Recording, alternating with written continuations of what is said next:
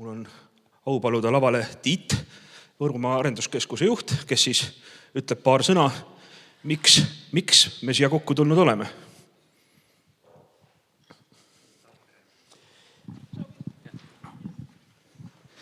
Ja tere hommikust. Et mul on tõsiselt hea meel teid kõiki tervitada seal tänasel infopäeval. Et põhjus, miks me seda infopäeva siis korraldame, on see, et tänasel päeval on inimeste kui kaupade transport suuresti üles ehitatud fossiilsetele kütustele, mis oma olemuselt on taastumatu ressurss ja tegelikult ka saastav ressurss. Ja seetõttu on järjest enam kõlama hakanud need signaalid, et mingil ajal sisemispõlemismootoriga autot võidakse keelustada. Seetõttu on transpordis vaja tulevikus leida alternatiivseid viise ja üheks heaks viisiks on siis kasutada elektriautosid. Et elektriautod siin piirkonnas veel väga laialdaselt levinud ei ole. Et seda siis seetõttu ma arvan, et mis on tingitud nende kõrgest hinnast.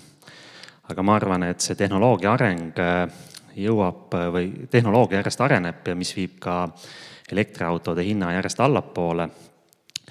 Ja et elektriautod liiguks, selleks on vaja ka ju laadijaid. Et seetõttu on vajalik vaadata tulevikku ja mõelda, kuidas seda laadija võrgustikku siin piirkonnas arendada. Et meil on nii mõnedki ettevõtjad on astunud juba samme selles suunas, et kas siis juba paigaldanud laadijad või siis teinud oma objekte rajanud niimoodi, et on loonud laadijate valmiduse. Aga kui see autode arv plahvatuslikult tõuseb, siis kindlasti nendest mõnest üksikust laadijast ei piisa, et peab olema laadijad nii kodus, aga mis veel olulisem, peab olema ka võimalikult hea avalik laadijate võrk.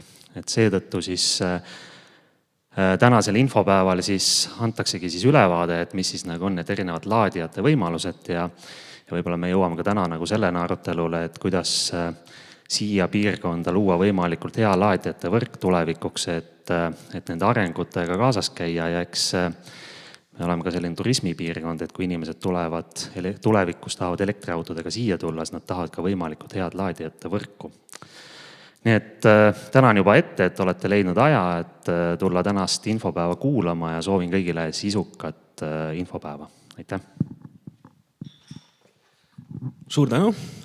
Ja mina palun nüüd endaga lavale Kaido, kellega me siis proovime võtta pulkadeks lahti, mis värk nende elektriautodega siin Lõuna-Eestis on. Vaatame, et me ekraanid teie.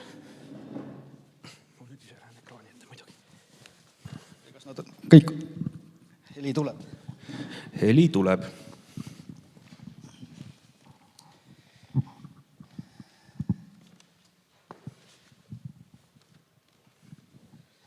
Nii, ma lubasin sulle, Kaido, et kui ma siia täna tulen, siis ma loen kokku avalikust netist kättesaadavad numbrid, kui palju ma leian laadijaid Lõuna-Eestist. Ma leidsin 16 laadijat. See on siis 3 maakonna kohta. Ja. Võru, Valga, Põlva maakond, 16 laadijat. Kuidas sulle tundub, seda on palju, vähe, parasjagu? Minule ta tundub ehmatavalt vähe. Et miks me seda päeva ju korraldama hakkasime, Tiit rääkis ühest vaatest. Et mina töötan arenduskeskuses ettevõtlussuunajuhina ja meie turismisektor oli see käivitav mootor, kus tuleb küsimus, et kuidas me saaksime endale elektrilaadijaid, autode laadijaid, et üks sihtgrupp ei jõua meile kohale. Ja see tuli läbi selle, et kui me otsisime ettevõtluspoole pealt, et milliseid investoreid, milliseid ettevõtteid me enda piirkonda juurde tahame. Et see on natukene niimoodi võib-olla selle ettevõtja vaatest, et millised sektorid temal allpool või ülevalpool ahelas oleks siia teretulnud. Ja nüüd, kui me selle teemaga oleme tegelenud, siis ega keegi sul tol hetkel 1,5–2 aastat tagasi ei pakkunud välja, et tuleb, paneb pauhti laadija üles ja sina saad endale turismikliendi ja tema ajab enda laadijaäri. Täna need asjad on vaikselt muutumas, nii et see on tänane kokkukutsumine on eesmärgiga tegelikult saada natuke targemaks ja hakata siia peale ehitama nüüd siis väikeste ringidega niisugust arutelu, kuidas edasi. Et mida me ühiselt saame teha, mida saavad teha meil, ma ei tea, toitlustajad, mida saavad teha kohalikud omavalitsused ja mida me koos teeme niimoodi, et see laadimisvõrk tiheneks. Ja ka kortermajadel on ju probleemid, et kuidas siis seal ära lahendada, kui need autod tulevad. Ilmselt nad tulevad. Nad tulevad ja nad on tulnud ka meile. Et kui sa vaatad siit aknast välja ja te kõik vaatate aknast välja, siis te näete, et siin maja ees on üles rivistunud 4 elektriautot. Nendest 2 äärmist, Nissan Ariya ja Kia EV6 on siis täiselektrilised ja 2 keskmist Opelit, siis Grandland ja Astra, kui ma mudeli nimesid õigesti mäletan, on siis pistikhübriidid. Et kõigi nende autodega on kaasas ka asjatundja, kes siis oskab nende autode kohta kõike rääkida ja neid saab ka proovida, et leppige siis auto juures kokku. Et kindlasti soovitan elektriautot proovida, sest kui ei ole elektriautot proovinud, siis ei ole ühtegi põhjust, miks elektriautot osta. Et see põhjus tekib siis, kui sa oled seda ise proovinud. Jah, ja ma siia vahele lõikan veel selle, et me salvestame kogu selle tänase päeva. Et kui trehvab niimoodi, et jääb teil midagi nägemata otse laivis siit, siis kõikidel registreerinutel on e-posti aadressid, sinna saadame informatsiooni, kus seda tänast päeva saab järelvaadata. Siis kui jääb midagi tänu sellele, et käisite autodega tutvumas vahele, siis saate järgi vaadata selle osa, mis jäi siit kuulamata. Et mina olen kuulnud, et Võrumaal on väga edumeelseid valdasid, kes rakendavad elektriautosid. Et kuidas te olete seda siiani soodustanud või kuidas te olete nagu proovinud seda elektriautostumist nagu intensiivistada? Ei, me elektriautode intensiivistamisega üldse midagi ei ole teinud. Et me teame, et meil on mõned ettevõtjad, kes on selles valdkonnas niisugust revolutsiooni või niimoodi uuenduslikkust teinud. Ja valdade poole pealt on ju see omaaegne sotsiaalautode asi läbi käinud. Et ma ei tea, kunagi Jüriga, kui me seda teemat ette valmistasime, siis sa andsid selle kohta nagu selle oma hinnangu. Ma siis tsiteerin praegust Riigikogu liiget ja elektriautoentusiasti Maarja Kadastikku, kes on kunagi öelnud, et need esimesed Mitsubishid on tegelikult elektriauto mainele Eestis kõvasti kahju teinud. Ehk siis, et paljudel inimestel on tekkinud nagu tunne, et see ongi nagu elektriauto. Ehk siis, et see oli 10 aastat tagasi, oli elektriauto võib-olla, aga täna on elektriauto ikkagi hoopis teistsugune asi. Usu mind, ma tean. Ma tulin. Jah, ja ma võin siit öelda ka mitte otse tsitaati, aga mõtet on meil tänane Rõuge volikogu esimees, üks elektriauto kasutaja entusiast on öelnud, et 10 aastaga on toimunud totaalne revolutsioon nendes autodes, et see, mis on tänane elektriauto, ei ole kohe kuidagi seda moodi, mis oli ta enne. Aga ometi oli elektriautodega seoses hästi palju müüte ja hirme, et mida nagu inimesed, ma olen lähedalt näinud ühes ettevõttes, kus ettevõttes siis oli projekt, kus siis kogu müügipersonali autod muutusid siis Passatitest elektriautodeks. Ja see oli ikkagi päris huvitav, mis kõik tuli läbi teha. Sest et nagu paljud arvavad, siis elektriautoga ei saa pikalt sõita, seepärast, et aku saab tühjaks. Siis arvatakse seda, et akud jäävad väga viletsaks väga kiiresti ja et mahtuvus väheneb. Mis müüte sa veel oled kuulnud? No ega ka see hooldusmüüt, et kogu asi ei ole teps mitte nii, nagu võib-olla paistab, siis värskelt täna nüüd enne siin seda üritust natukene seda kindlustusteemat, ma ei tea, kui palju see müüt on, sest kindlustusvalemid töötavad kindlustajatel oma metoodika järgi. Et elektriautode kindlustus on üks niisugune korralik kulu.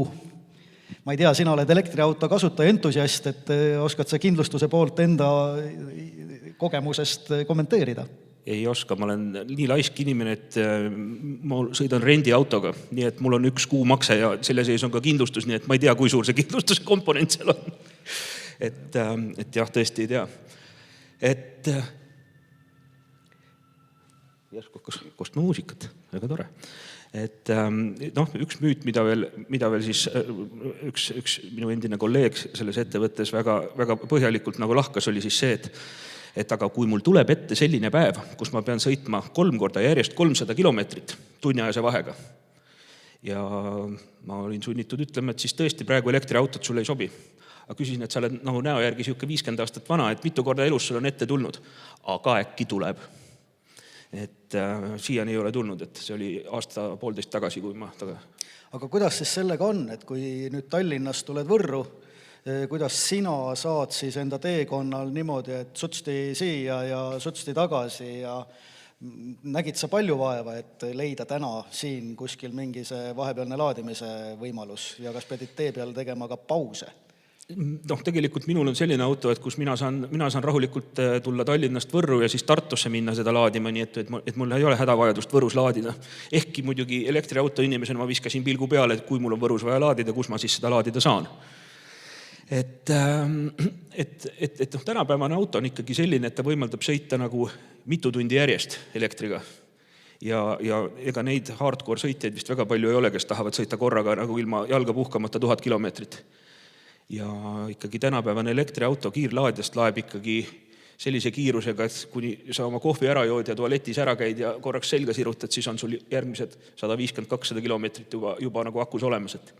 No jaa, aga need autod on ju kõik väga erinevad ja see on ka üks tänase teemade arutelu, et mida siin täna peaks näitama, et ma saan aru, et ei pruugigi iga laadija sinu autole sobida.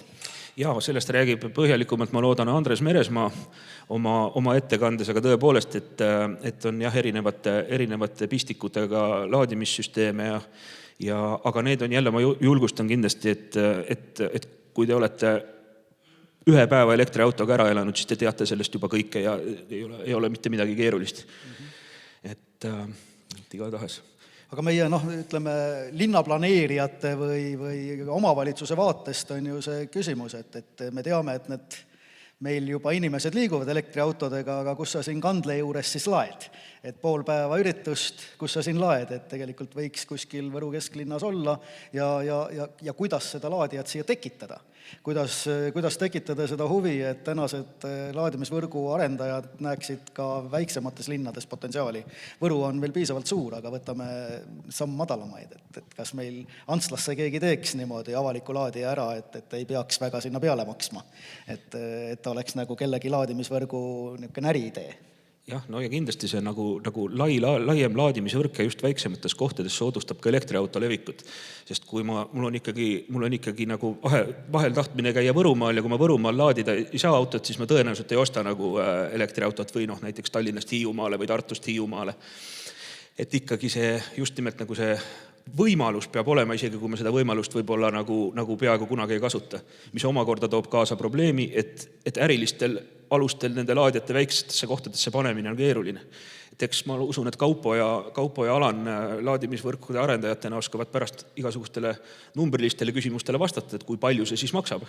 Aga et see on kallis ja probleemne. Ja riik on meil võtnud sellise seisukoha, et elektriautode ostmist tuleb toetada, aga laadijate paigaldamist ei tule toetada, mis on minu jaoks personaalselt erakordselt arusaamatu, aga nii see on. Nii et elektriauto ostmisel võib praegu saada siis 4000 eurot toetust. Eeldusel, et kui ostate sõiduauto, siis ei tohi see maksta rohkem kui 60 000 eurot ja kui ostate kaubiku, siis ei tohi maksta rohkem kui 80 000 eurot. Nii et autode ostmist toetatakse, laadjate ehitamist ei toetata. Aga oled sa jäänud ka elektriaku tühjenemise tõttu nii-öelda paaktühi tee peale? Ja kuidas meie autoabid sellesse suhtuvad, annavad sulle nii-öelda kanistriga voolu? Mul on olnud üks väga reljeefne napikas, kus ma ikkagi nagu juba tükk aega olles ekraanil näinud lubatavat läbisõitu 0. Viimasel hetkel õnnestus Enefit Voldi jaama sisse jõuda ja ikkagi voolu saada, nii et ma ei ole nagu 0-akuga tee peale jäänud. Küll aga juhtus mul ükskord see, et minu planeeritud laadija parasjagu ei hakanud tööle. Ja siis toona ma sõitsin Škodaga, siis Škoda otsustas, et ta läheb nüüd sellisesse ultrasäästu režiimi ja niimoodi ma venisin Tallinna lähedal läbi Jüri 7 kilomeetrit tunnis. Ma sõitsin selle läbi Jüri 3 tundi. Ehk siis see ei ole väga suur asula, ütleme nii. Ja et ja siis sealt ma sain selle kogemuse, et kui sõita 7 kilomeetrit tunnis autoga, et siis on kohutavalt palju aega üle. Seepärast, et mitte midagi ei juhtu. Nii et see kogemus mul on jah, et kui me täna vaatame neid elektriautode omanikke, et kui palju seal niisugust pragmaatilist kalkulatsiooni on ja niisugust lihtsalt emotsiooni, oskad sa seda hinnata, et sa oled üks niisugune kogukonna elektriauto kasutajate eestvedaja, kõneleja? No tegelikult on ilmselt neid, kes ka väga põhjalikult Exceliga töötavad. Ma mäletan, et kui ma tegin 2019 ühte konverentsi, siis ma tutvusin praeguse Riigikogu esimehe Lauri Hussariga, kes rääkis, kuidas tema enda Nissan Leafi ostis. Ja tema ütles, et temal olid ikkagi nagu pikad Excelid, kus ta siis arvutas, et temal tuleb odavam. Et tema kasutamise juures tuleb odavam ja et siis temal see bussiradadel sõitmine, mis on elektriautodel lubatud, siis et see oli tal nagu boonus, et Pirita poolt tulles. Aga tema väitis jah, et tema on Exceli mees. Ja eelmisel aastal sügisel mul õnnestus teha ka ühte ettevõtjate elektriauto konverentsi. Siis seal väitsid tegelikult kullerfirma DPD, Omniva ja Eesti Energia autoparkide juhid, et tegelikult on nendel isegi elektrisõidukaid soodsam pidada. Et nende jutu järgi oli see, et väidetavalt selle kallima hinna, mis paratamatult on, kompenseerib ära see, et automüüjad annavad neile kõrgemad jääkväärtused tagastamisel. Ehk siis, et see tuli mulle suure üllatusena, sest et ma ei olnud seda praktikas nagu kuulnud, et see nii käib. See on lisaks siis sellele, mis kilomeetrile kulutatav nii-öelda küttekulu, et elektri või vedelkütuse kulu. Ja just. Ja siis, et on ju ka nagu see hirm, et tanklas ma saan 5 minutiga oma paagi täis, et mis siis nagu siis elektriautoga on, et ma pean tund aega seal ootama, et tegelikult muidugi nii ei ole, et praegu on ikkagi juba kiired laadijad ja autod oskavad kiiresti laadida, et see tegelikult ei ole reaalsuses mingi probleem. Kui tihti sa tanklas ja kodus, kui tihti tanklas laed ja kas kodus üldse laed? Kodus ma ei lae üldse, sest ma elan kortermajas ja seal mul laadijat ei ole. Küll aga mul on töökoha juures on laadija, kus ma arvaks, et ma laen korra nädalas. Sest minu autol on selline aku, mis kestab umbes praeguse ilmaga 330-350 kilomeetrit. Ja kui mul ei ole mingisugust sellist nagu riigipiiris pikemat sõitu, siis tegelikult ma ei vajagi rohkem kui korra nädalas seda voolu. Ja kui ma siis sõidan kuskil riigipiires, siis jah, ma kasutan kiirlaadijaid. Ma teen alati seda nalja, mis on paraku tõsi, et mul on telefonis Eestis auto laadimiseks 10 äppi, 10 erinevat äppi, selleks, et ma oleks kindel, et ma saan kõikidest laadijatest, mis mu tee peal ette jäävad, et vajadusel voolu. Et jälle, kui keegi ei ole elektriautot laadinud, siis oluline on öelda ka seda, et elektriauto laadiasse üldiselt pangakaardiga ei ole mõtet minna, et seal pangaterminali ei ole ja sul peab olema siis kas siis äpp või konkreetse laadimisvõrgu kaart. Nii et siit tuleb üks osa, et sularahaga ja pangakaardiga ei saagi tanklate juures nii-öelda autot laadida. Sularahaga vist ma isegi ei tea, kas kuskil üldse elektriautot võiks saada laadida. Aga pangakaardiga tegelikult mõned jaamad vist ikkagi on tänapäeval. Ma kavatsen seda küsida muuseas hiljem Elepordi Kaupo ja Alexela Alani käest, et miks see nii on. Ja et kuidas võiks paremaks saada. Et meenutab nii-öelda läbikäidud asju minevikust ükskõik millist valdkonda vaatad, kus standardid ei ole veel välja kujunenud, kus erinevad pistikud, kus erinevad arveldusasjad, koostöö kuskil tulevad piirid ette. Võtame näiteks paralleeli endal mobiiltelefoni mastidega, et kuidagi ei tule seda koostööd, et seda visuaalset reostust vähem oleks, et maste on vaja, võrku on vaja ja igal ühel oma ja omad süsteemid. Jah, aga ma võib-olla tuletan meelde, et Eesti on olnud aega, kus Eesti on olnud elektriautode laadimis osa erakordselt eesrindlik, kuna 2013 aastal oli Eesti esimene riik maailmas, kus ehitati välja üleriigiline kiirlaadimisvõrgustik. Et seda ei olnud toona kuskil mujal, aga meie see ELMO programmi raames seda ehitati. Muidugi ma ütlen vaiksema häälega, et õnnetus oli see, et see ehitati toonase standardi peale, mis tänases päevas juba ei ole enam sisuliselt adekvaatne, nii et tänapäevane Euroopa standard on teistsugune. Aga Nissan Leafid ja veel mõned mudelid saavad nendest vanadest laadijatest ka voolu. Aga see oli toona ikkagi see suur asi. kui nüüd mõni elektriauto huviline on, et mis ta tegema peab, et kõik laadijad, erinevatel autodel erinevad laadijad, erinevad nii-öelda parameetrid. Et sa pead olema entusiast, kui üldse nagu mõtled elektriautole, et tavainimesena on nagu keeruline või kuidas sa näed? Tegelikult ei ole siin keerulist midagi, et ma ütlen, et ma näen seda sama ettevõtte näitel, kes vahetas siis oma müügipersonali Passatid elektriautode vastu.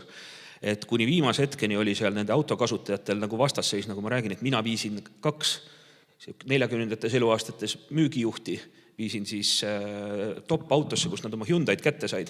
Ja siis tagaistmel 2 keskealist sellist tõsist Eesti meest mõmisevad, et kuradi elektriauto, mina mõtlesin, et mina ei pea kunagi selle jamaga tegelema, et ma ei salli elektriautot.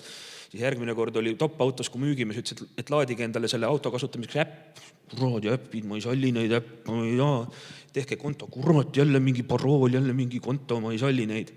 Ja siis üks hetk on siis müügimees tutvustab autot ja üks hetk käib selline klõps.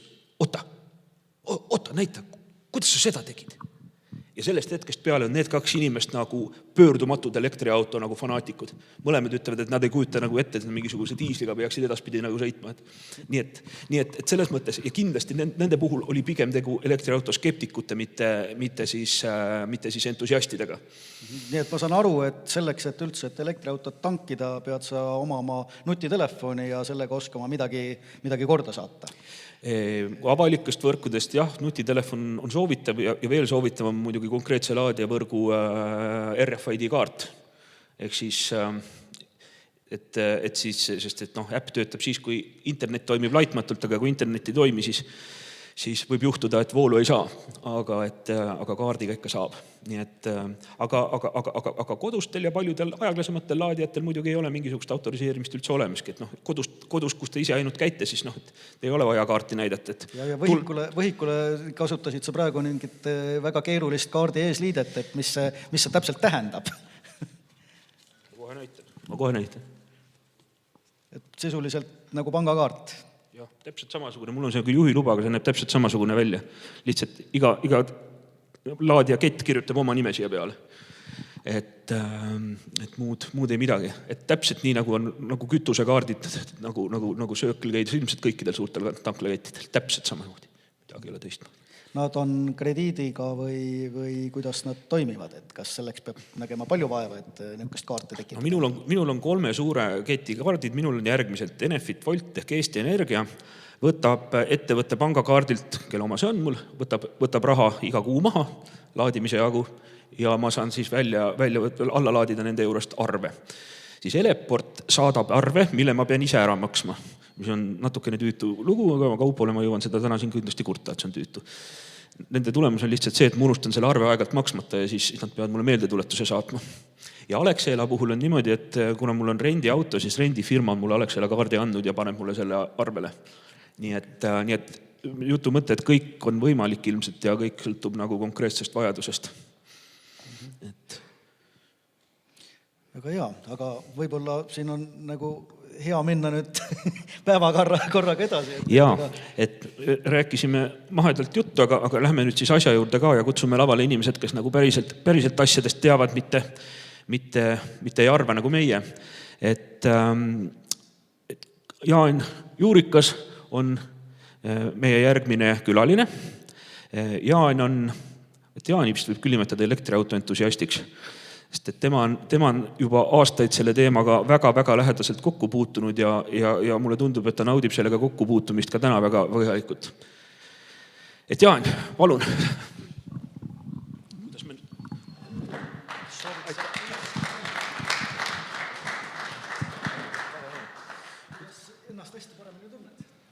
Siin on ka vist päris hea. Tere! Aitäh hea sissejuhatuse eest. Entusiast olen küll. Elektriauto nohikuks kutsun ennast. Ühesõnaga, mina olen siis Jaan, tulin siia Võrumaale Terje kutsel ja olen nagu teinud justkui enda siis, ütleme nii, põhitööks vaadata siis, mis ülejäänud maailmas elektriautonduses üldse toimub. et tegelikult on nii, et Eestis, ma olen ise ka lõunaeestlane Valgast siis, ja ega Eestis tegelikult no ei näe seda täit pilti, mis ülejäänud maailmas toimub. Et ma alguses kirjutasin endal pealkirjaks elektriautod tulevad küsimärk, aga siis muutsin ta punktiks ära, et sellepärast mul on punkt pealkirja järel, tavaliselt ei ole, eks ole. Et mis ma siis teinud olen või kus ma siia elektriautondusse sattusin, 7 aastat tagasi läksin elektritaksosse tööle taksojuhina. Tartus siis sõitsin lihtsalt taksot ja elektriautodega, sest see tundus põnev. Ja varsti läksin siis juba kontori poole peale sinna nagu neid süsteeme vaatama, kuidas nad kogu seda asja üles ehitanud on ja siis kuskil 3-4 aastat hiljem olin juba ettevõtte juhatuses. Et jube põnev oli. Seal asutasin ka siukse ägeda ettevõtte nagu elektriauto rent aktsiaselts, ehk siis hakkasime ostma sisse, võtsime investoreid, hakkasime ostma reaalselt elektriautosid ja neid välja rentima. Hetkel on meil kuskil 35 elektriautot äkki või. Kõik on Škoda Enyaqid, 1 Tesla ja siis pudinad ka natukene midagi muud. Et eesmärk on ka siis, teeme täisteenusrenti ja eesmärk on siis ka pakkuda näiteks, et kui keegi tegelikult ka tahab elektriautot osta, aga ei tahaks nagu hüpata kohe ilma midagi teadmata rooli, siis võtad kuuks ajaks renti, saad tegelikult ka selle kogemuse kätte ja siis saad nagu vaadata, kas tegelikult ka siit Võrust Tallinnasse on selle Nissan Ariaga nii mõnus sõita või mitte. Tegelikult on, lihtsalt maini. Ise olen siis ka elektriautodega 7 aastat sõitnud, alustasin siis selle masinaga, mis seal paremal on, väike Nissan Leaf. Mu õde elab siin samas Viitinas, käisin Valgast siis Viitinasse külla ja tavaliselt iga kord kohale jõudsin, siis viskasin saba taha. Okei, võttis minuti laadimiseks.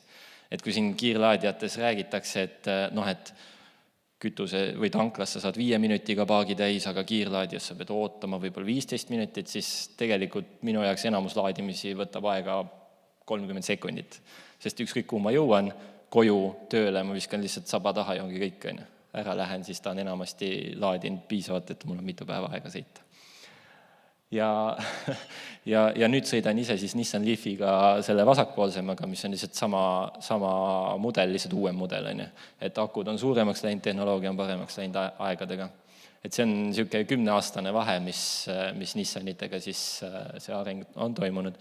Ja Nissani kõige uuem auto on siis see elektriauto Nissan Aria seal vasakul, mida kindlasti tasub testida ka. Nissan Leaf on muide Eestis siis kõige enim müüdud elektriauto.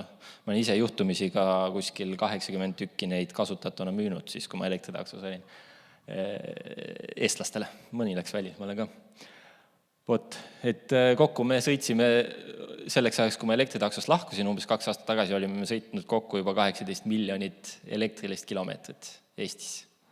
Et kui keegi räägib sõiduulatuse sellest range anxiety'st või sellest, et kas ma ikka jõuan kohale või mitte, siis me oleme seda päris palju läbi teinud ja annab sõita küll.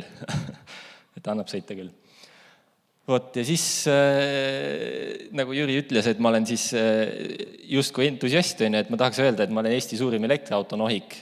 Ma sealsamas elektritaksos avastasin, et mul ei olnud enam aega elektriautode maailmaga kursis hoida ennast. Eesti meediasse jõuab väga vähe sellest, mis toimub. Me saame neid pudinaid, eks ole, arusaadavatel põhjustel. Ja tegelikult see maailm on nii palju suurem selles osas. Ja siis ma mõtlesin, et võtan kätte ja hakkan siis põhikohaga konkreetselt uurima, mis siis toimub, mis siis tegelikult maailmas toimub ja millal see Eestisse jõuab, kõik see, mis mujal toimub. Ja siis asutasin niisuguse asja, EV Universe.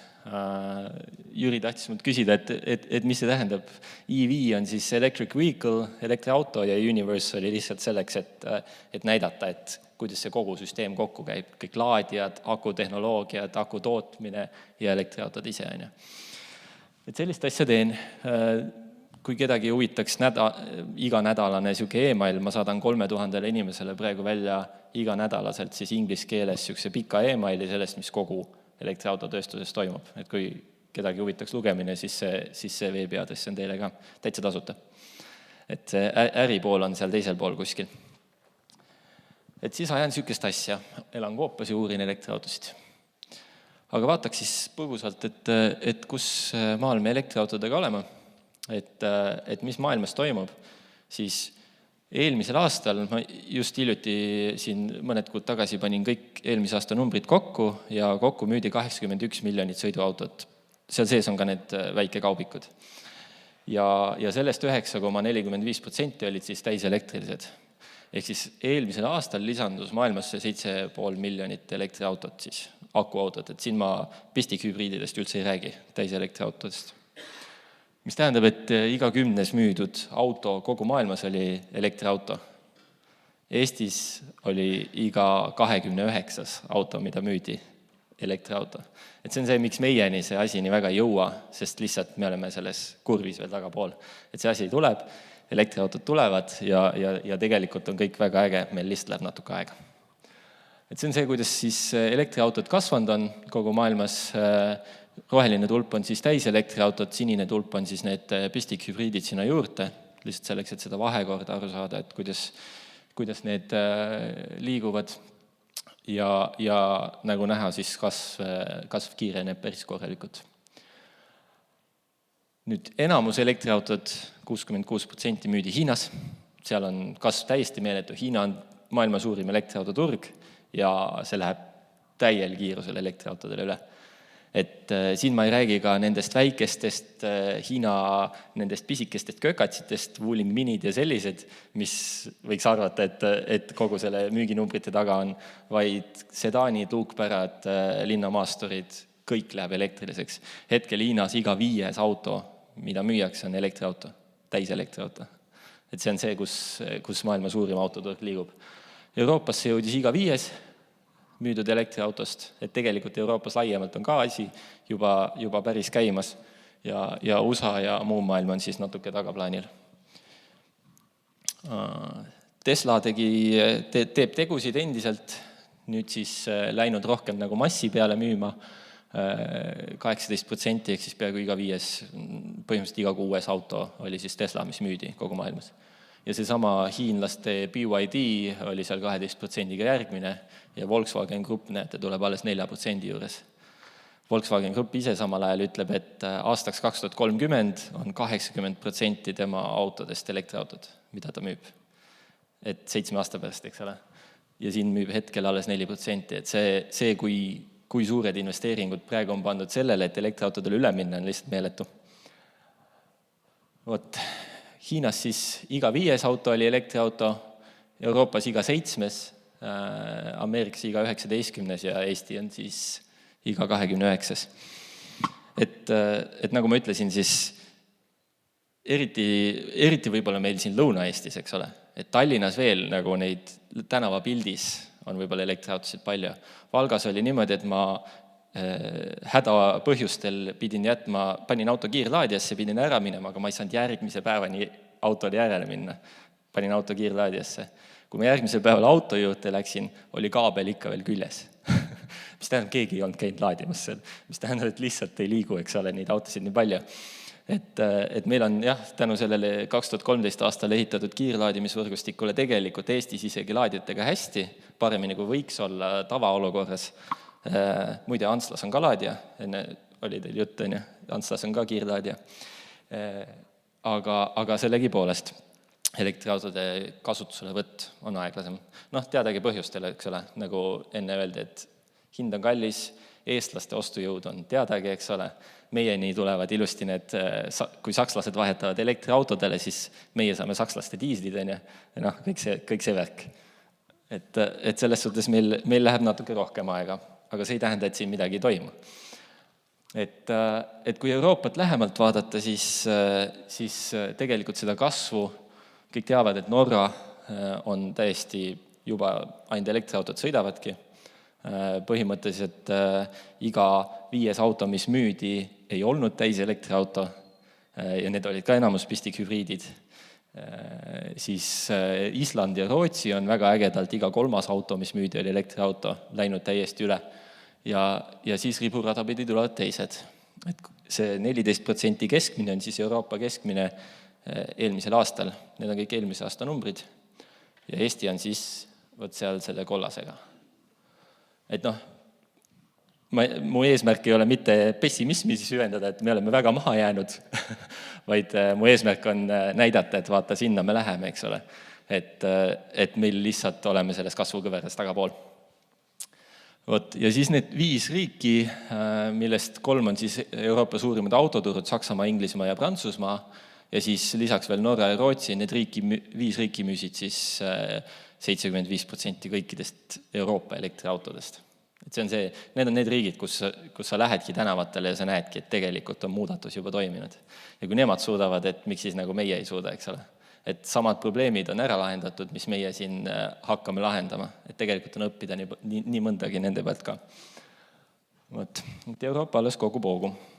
Nüüd hästi huvitav fakt, mis minu jaoks nagu eriti näitab seda, et muudatus on juba toimunud või see nii-öelda, me oleme sellest kurvist üle saanud, et see muudatus nagu massidesse on juba toimunud, on see, et eelmisel aastal novembris ja septembris ja nüüd tervel esimesel kvartalil sellel aastal oli kõige müüdum sõiduauto üldse, mitte elektriauto, vaid kõikidest sõiduautodest elektriauto siis, Model Y, Tesla Model Y.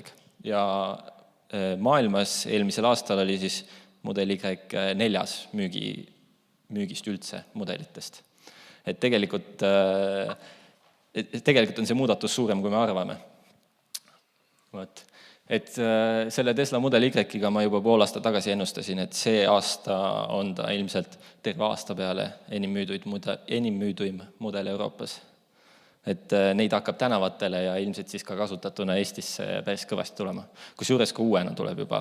Sellel aastal on Eestis toimunud hüppeline kasv, et just neid Model Y-id ostetakse. Et seda ilmselt näete liikumas. Muide, kui keegi satub nädalavahetusel Tallinnasse, siis Tallinnasse me toome sihukesele elektriauto messile nagu EKR Expo, toome ka Model Y kohale, mida saab proovida. Seal teiste elektriauto mudelitega ka. Võt. Seda ilmselt olete kuulnud 2035, just kui Euroopa plaanib keelustada sõidu sisepõlemismootoriga autod. See esimese laksuga tekitab sellist kõva vastupanu endas ka, et mis võttes keelustate. Et kas ma nüüd ei saagi osta siis või mis nüüd saab, et kas ma pean oma auto, siis tavaauto lihtsalt prügimäele saatma. Et tegelikult põhjus on selles, et esiteks keelustatakse uued autod ja keelustatakse siis automüüjatele, eks ole. Et automüüjad lihtsalt peavad selleks ajaks jõudma sinnamaani, kus kõik nende pakutavad autod on elektriautod. Ja loomulikult nad tahavad müüa massidele, mis tähendab, et nad ei hoia neid hindu kõrgel enam. Et selles suhtes ma leian, et tegu ei ole mitte juba 35-ga, vaid alles 35-ga, sest mina arvan, et me jõuame sinnamaani palju enne seda kuupäeva. Eks sinna jäävad väiksed agad sisse, see seadus on juba vastu võetud Euroopa tasandil, aga sinna jäävad väiksed agad sisse, et mingid sünteetilised kütused ja sellised asjad tulevad ka natuke mängu. Aga peamiselt liigume me niikuinii elektriautode peale üle. Jüri, ma küsin üle kaua, kuidas meil ajaga on, et kas ma peaks küsimustele... Aega on küll. Okei, siis on hästi. Ma jätan siis, jätke küsimused meelde ja siis tulistage mulle ka. Miks ma ütlen alles 2035 on ka see, et autotootjad ise on päris korralikult võtnud ette, et nemad lähevad elektriautodele üle. Näevad, et see on niikuinii tulemas, see on niikuinii parem tehnoloogia ja niikuinii tasub seda müüma hakata. Inimesed lihtsalt ei taha vast enam muud. Kui sa sõidad nende elektriautodega ära, kui sa omaksid seda kas või natukene aega, siis sa saad aru, et sa ei taha tegelikult muud. Noh, muidugi enamus juhtudest. 2025 Euroopas enam Jaguari sisepõlemismootoriga osta ei saa. 2027 Alfa Romeo, nišitooted. 2028 seesama Opel, mis on praegu pistikhübriididega, on täiselektriline. Sellest samast Opelist ja sellest Astrast ja mis see teine oli, Grandland või? Yeah. Et nendest on elektriversioonid olemas, just tulevad turule täiselektriversioonid ja nad ei müü ka enam pistikhübriidina. Ja 2030 hakkab siis põhiline mõju pihta, kus Volvo, Ford, Peugeot, Fiat, sellised massiautod müüvad siis ainult elektriautosid Euroopas. Mis tähendab, et tegelikult nad toovad piisavalt huvitavaid ja atraktiivseid elektriautosid välja neil ei olegi vaja muud müüa, mis tähendab, et tegelikult valikut tekib ka meile meeletult, eks ole. Et praegu meie valik on siiski piiratud, meil on Eestis isegi hästi, me saame isegi omajagu elektriautosid, hinnad on veel kõrged, lähevad alla, aga valikut tekib meeletult juurde. Ja siis seesama, et Euroopas Volkswagen on ju täiesti arvestatav tegija ja 80% on siis täis elektriautod, mis tulevad. Ja see oli rohkem relevantne enne seda, kui Euroopa Liit 2035 välja käis, aga tegelikult on riike, kes tahavad juba enne seda minna puht elektri peale üle. Et seal on siis näiteks Rootsi, Island, Sloveenia, Iirimaa, Taani, Holland, Iisrael. Kõik tahavad 2030 juba sisepõlemismootorit keelata. Muidugi suur osa neist on tegelikult seal õigel teel ka, nagu me näitasime, et Rootsi ja Island näiteks on juba iga 3. auto on niikuinii elektriauto. Ehk siis tekib sama efekt, mis tekkis Norraga. Et räägitakse keelustamisest, aga tegelikult Norra plaanis keelustada 2025 kõik sisepõlemismootorid. Aga tegelikult ta võiks seda teha juba täna ja ei oleks mitte mingit mõju sellel, sellepärast, et kõik niikuinii ostavad ainult elektriautosid, eks. Et siuke seis on meil maailmas. Ma panin siia nüüd sellise kaardi ka, et tegelikult elektriautodele on ju akusid ka vaja, eks ole. Euroopa on nii Euroopa Liidu tasemel kui ka siis niimoodi riburada pidi allapoole ettevõtete tasemel ja kohalike omavalitsuste tasemel üritab suunata, et võimalikult palju aku tootmisest toimuks ka Euroopas, et me saaks, et meil ei oleks, et me toodame auto Euroopas, aga aku toome Hiinast, on ju. Et see toormaterjali ka suunatakse järjest rohkem kohaliku tasemele või vähemalt kontrollitud tasemele, aga aku kokkupanek, aku siis nende moodulite ja rakkude tootmine tuuakse siis Euroopasse. Et siin on nagu siuke sigri-migri, aga mis on nagu kõige tähtsam, on seal üleval see, et 1939 gigavatt-tundi plaanitakse siis Euroopasse järgmise siukse 10 aasta jooksul, mis on meeletu skaala. See on umbes üle 20 miljoni elektriauto saaks sellest teha. Et need akutehased järk-järgult lähevad töösse. Euroopas juba mõned on, mis on reaalselt toodavadki akusid, mis lähevad juba meie elektriautodesse, aga järk-järgult siis tulevad need tehased nagu tööle. Ja see on selles suhtes, ma tõin selle siia sisse sellepärast, et näidata, et asi ei ole ainult autodes. Et kui me lähme praegu elektriautodele üle, siis see kogu see ülejäänud ökosüsteem, mis kaasa tuleb, kogu see asi peab ka muutuma. Ja samamoodi nagu laadimisega meie turismiobjektidel Lõuna-Eestis, siis samamoodi ka, kus see auto tuleb, kes seda müüb, kas müüvad traditsioonilised autotootjad, võib-olla on üldse täiesti teised tegijad turul, et kogu see asi muutub. Et enne jäi siin võib-olla esimesest kõnest kõlama see, et meil on 10 äppi. Lihtsalt küsimus, paar välja väitu, mis Eesti ei tooda? Ja küsimus, miks Eesti ei tooda? Jah, ma ei teagi, kas ma oskaks sellele küsimusele vastata. Eestis kõige lähem asi, mis meil on elektriautode nagu sellisele aku poole peale, on need ettevõtted, kes tegelevad haruldaste muldmetallide ja magnetitega, nende, kus eesti keeles on siis püsimagnetid äkki, mida elektriautomootorites kasutatakse. Et nii palju, kui ma tean, siis Silmet äkki oli üks nendest ettevõtetest, kes sellesse teemasse tuleb. Aga nemad annavad siis sellesse elektriauto akusse või mootorisse sisendid siis kõige madalamat tasemelt või nagu kõige süvitsi tasemelt, et toormaterjali tasemelt.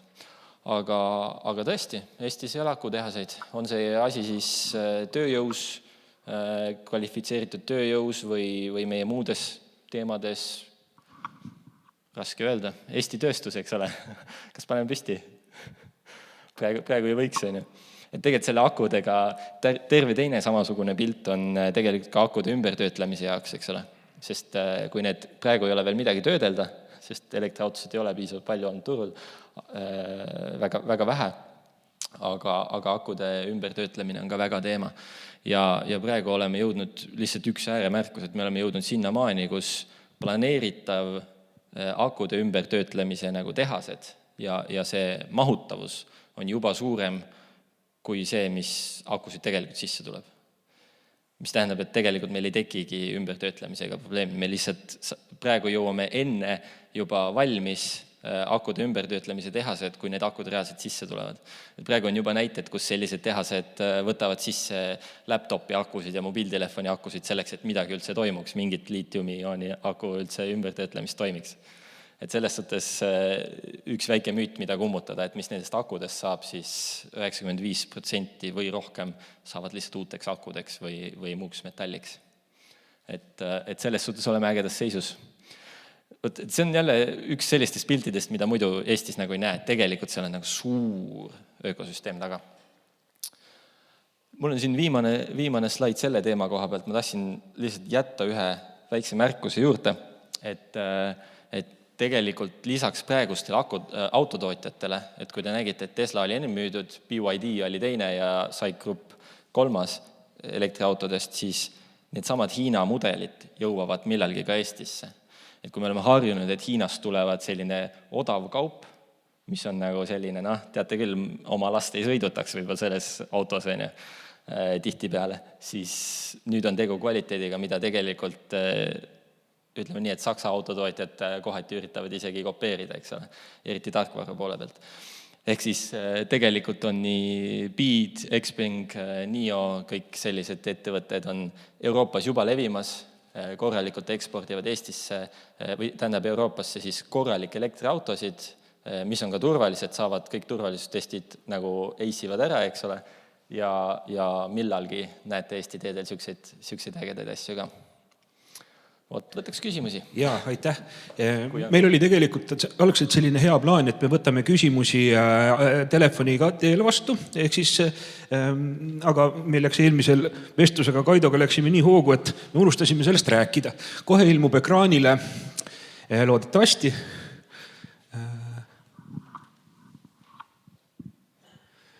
üks informatsioon. Et kui te tahate esitada küsimusi, siis võtke oma telefon, kirjutage sinna brauserisse www.slido, valige koodiks e-auto ja saatke teele. Need tulevad mulle siia iPad ja ma saan siis need kõik ilusasti ära küsida. Mulle võib-olla tulistab otse siis. Jaa, sinu käest küsida otse, aga mul on sulle juba mitu küsimust ka laekunud. Väga. Ma kohe küsin. Et üks küsimus oli selline, et sa kasutasid termineid täiselektriauto ja pistikhübriid. Äkki palun seleta, mis on üks ja mis on teine? Okei. Väga hea. Ma väga tehniliseks ei lähe igaks juks, sest ma ise võin seal eksida ka. Aga väga lihtne nagu selline üldjoontes vastus on see, et pistikhübriidautol on endiselt sisepõlemismootor. Tal on lihtsalt ka aku, mis teda teatud aegadel toidab. Et pistikhübriidi akut sa saad laadida samamoodi nagu täiselektriauto akut, aga nende aku annab sulle läbisõiduks tavaliselt puusalt 40 kilomeetrit, ma arvan, on vist keskmine äkki või. Täiselektriauto puhul siis on tavaliselt alates 200 kilomeetrist kuni 300, 400, 500, eks ole.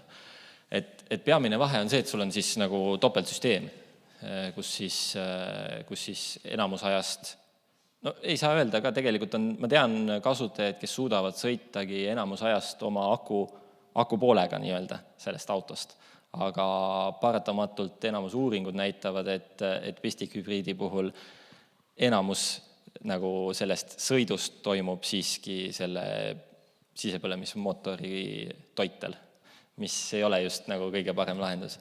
Mina ise olen skeptiline selle suhtes, ma leian, et see võib olla väga hea ülemineku tehnoloogia teatud ajaks, aga ma ei näe, kuidas pistikhübriidid siis pikas perspektiivis nagu täiselektriautode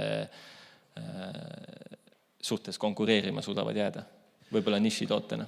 Aga täna on ikkagi siis pistikhübriid on siis selline elektriauto, mis võiks sobida inimesele, kelle tuleb aeg-ajalt sõita ka pikki otsi ja kiiresti ära käia kuskil. Näiteks Võru inimene, kes igapäevaselt sõidab võib-olla 40 kilomeetrit oma kodutöö ja poe vahet, aga siis korra kuus tahab käia Tallinnas, et siis ta ei pea muretsema siis aku laadimise pärast, et Tallinnas käib siis bensiiniga. Ma ostaks ikka elektriauto. Mina Täis ka. elektriauto, eks ole.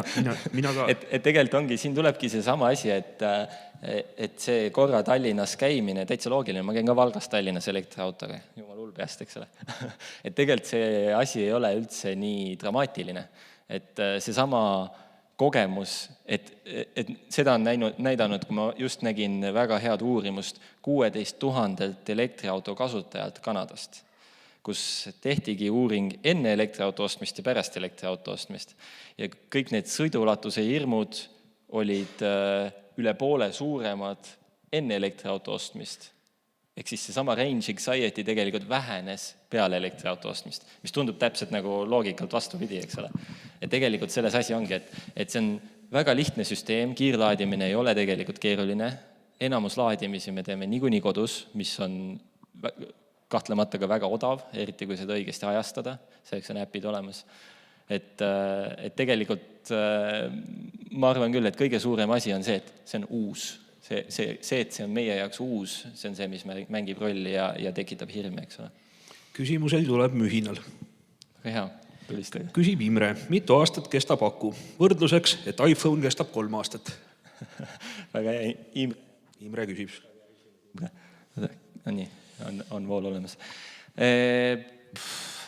Okei, iPhone kestab 3 aastat. Elektriauto kestab ikka kauem kui iPhone. Akutehnoloogia on vähe teine, vedelik jahutused ja kõik muu. Ja suure akuga on ka tegu, et akud on meil siin keskmiselt kuskil 50 kilovatt-tundi elektriautodel, eks ole. Keskmine, ma võin näiteks tuua siis meie Nissan Leafid, on ju. Meil oli neid, Nissan Leaf on selles suhtes akude koha pealt, ma ütleks, üks kehvemaid lahendusi, nagu tänapäeva elektriautosid enam ei toodeta nii, nagu toodeti Nissan Leaf, mis tähendab, et tal ei ole jahutust akul. Ehk siis ta pigem läheb kiiremini. Kuidas? See on telefoniga. Ühesõnaga, kogu selle asja point on see, et isegi pigem kehvem akutehnoloogiaga Nissan Leaf, meie puhul me sõitsime vabalt 300 000 kilomeetrit ja aku mahutavus vähenes umbes 1% iga 10 000 kilomeetri kohta. Ehk siis me sõitsime 300 000 kilomeetrit ära ja siis oli umbes 70% akust järel. Ja sellist asja nagu ei teki, et see on ka üks selliseid nii-öelda müüdipärusmaa, et sul aku järsku jookseb kotti, eks ole. Et tegelikult elektriautodega on see, et mida rohkem nii-öelda laadimistsükleid ta läbi käib, mida rohkem akutsükleid läbi käib, siis seda rohkem nad kutsuvad seda degradeerumiseks, eks ole, et see nii-öelda aku mahutavus siis väheneb. Et tegelikult elektriauto puhul ongi see, et kui sa omad teda pikka aega, siis mingi aja pärast sa saad lihtsalt 250 kilomeetri asemel sõita 220, eks ole. Aga see mahutavuse vähenevus ise on ikkagi marginaalne, et tavaliselt see toimub selles puhvertsoonis, mida sul tõenäoliselt nii vaja ei lähe ja see toimub pika aja jooksul. Ühesõnaga, need autod, mida mina müüsin, mis on 2012 aastalt pärit, sõidavad väga vabalt Eestis siiamaani. Ehk siis minu enda kogemusel 11 aastaga ei ole selle aku ära koolenud nii-öelda. Tema mahutavus on vähenenud mingil määral, olenevad läbisõidust ja natuke ka ajakomponendist, aga üldiselt pigem peab selle akuga siis mingi tehniline praak olema, kui ta sul kiiremini läbi läheb, kui ütleme 10 aastat. Nii. Ja ühe mainin juurde, et garantii on ka tavaliselt elektriauto akudel kas näiteks 8 aastat, 160 000 kilomeetrit, midagi sellist. Et see on täiesti standard. Ja siis on tulnud selline küsimus, et kas praegu on siis kõige halvem aeg elektriauto ostuks, kui hinnad peagi langevad? See on väga hea küsimus. Kes see küsis? Anonüümne küsija. Väga hea, väga tubli küsimus, anonüümne. Ma ei ole isegi mõelnud selle peale vist. Jah. No võt, see ongi see, et seda hinnalangust võib ootama jääda. See on nagu börsil mängimisega, et kas sa ajastad nüüd selle tipu ja selle põhja ära. Et tegelikult on ka ju elektriautodel, meil on samamoodi need samad pudelikaelad tootmisel, mis on tavalisel auto tootmisel, ehk siis kiibipuudus, eks ole.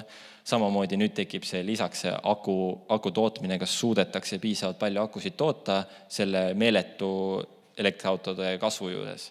Et seal võivad tekkida käärid, kus vastupidi hoopis auto hind tõuseb. Meil on olnud olukordi, kus me ostame auto ja ta on kasutatud rohkem väärt kui poest ostes. Siia võib-olla sobib hästi, ma just eile või üleeile lugesin Facebookis, on selline grupp nagu elektriautod Eestis, kus siis elektriauto teemasid räägitakse, soovitan liituda, kui kellegi huvi on. Et seal jõuti sama teema lahkamisel sellisele järeldusele, et põhimõtteliselt võib öelda, et elektriauto on tänapäeval nagu suvaline koduelektroonika seade.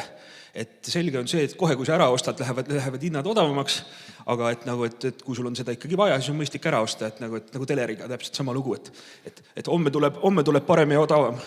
Jah, selles suhtes, et tehnoloogia areneb, see on selge. See on selge, et nad lähevad paremaks, aga ma ütleks, et võrreldes näiteks 10 aasta taguse ajaga, kus elektriauto ostmiseks sa pidid olema nagu ikkagi entusiast, et sa pidid olemagi selline nagu korralik elektriauto entusiast, siis tänapäeval on tegu täiesti normaalse sõiduvahendiga, et näiteks EV6 ja Aria siin samas samamoodi, et nad tõenäoliselt lähevad odavamaks, aga nad ei pruugi seda mingi 3-4 aasta jooksul juhtuda, eriti Eestis.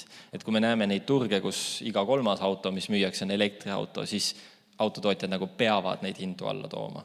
Aga Eestis, siin on natukene veel teised turuolukorrad ka nagu mängus ja meie enda ostujõud samamoodi. Et ma nagu otseselt, ütleme nii, et tasub proovida võimalikult paljud elektriautod läbi ja kui kavatsed osta ja leidsid selle, mis nagu tegelikult ka hea on, siis ootama jääda, siis peab päris mitu aastat ootama, et nagu arvestatava vahe kätte saada hinnalangetuses. Ja teeme 2 viimast küsimust hästi kiirelt.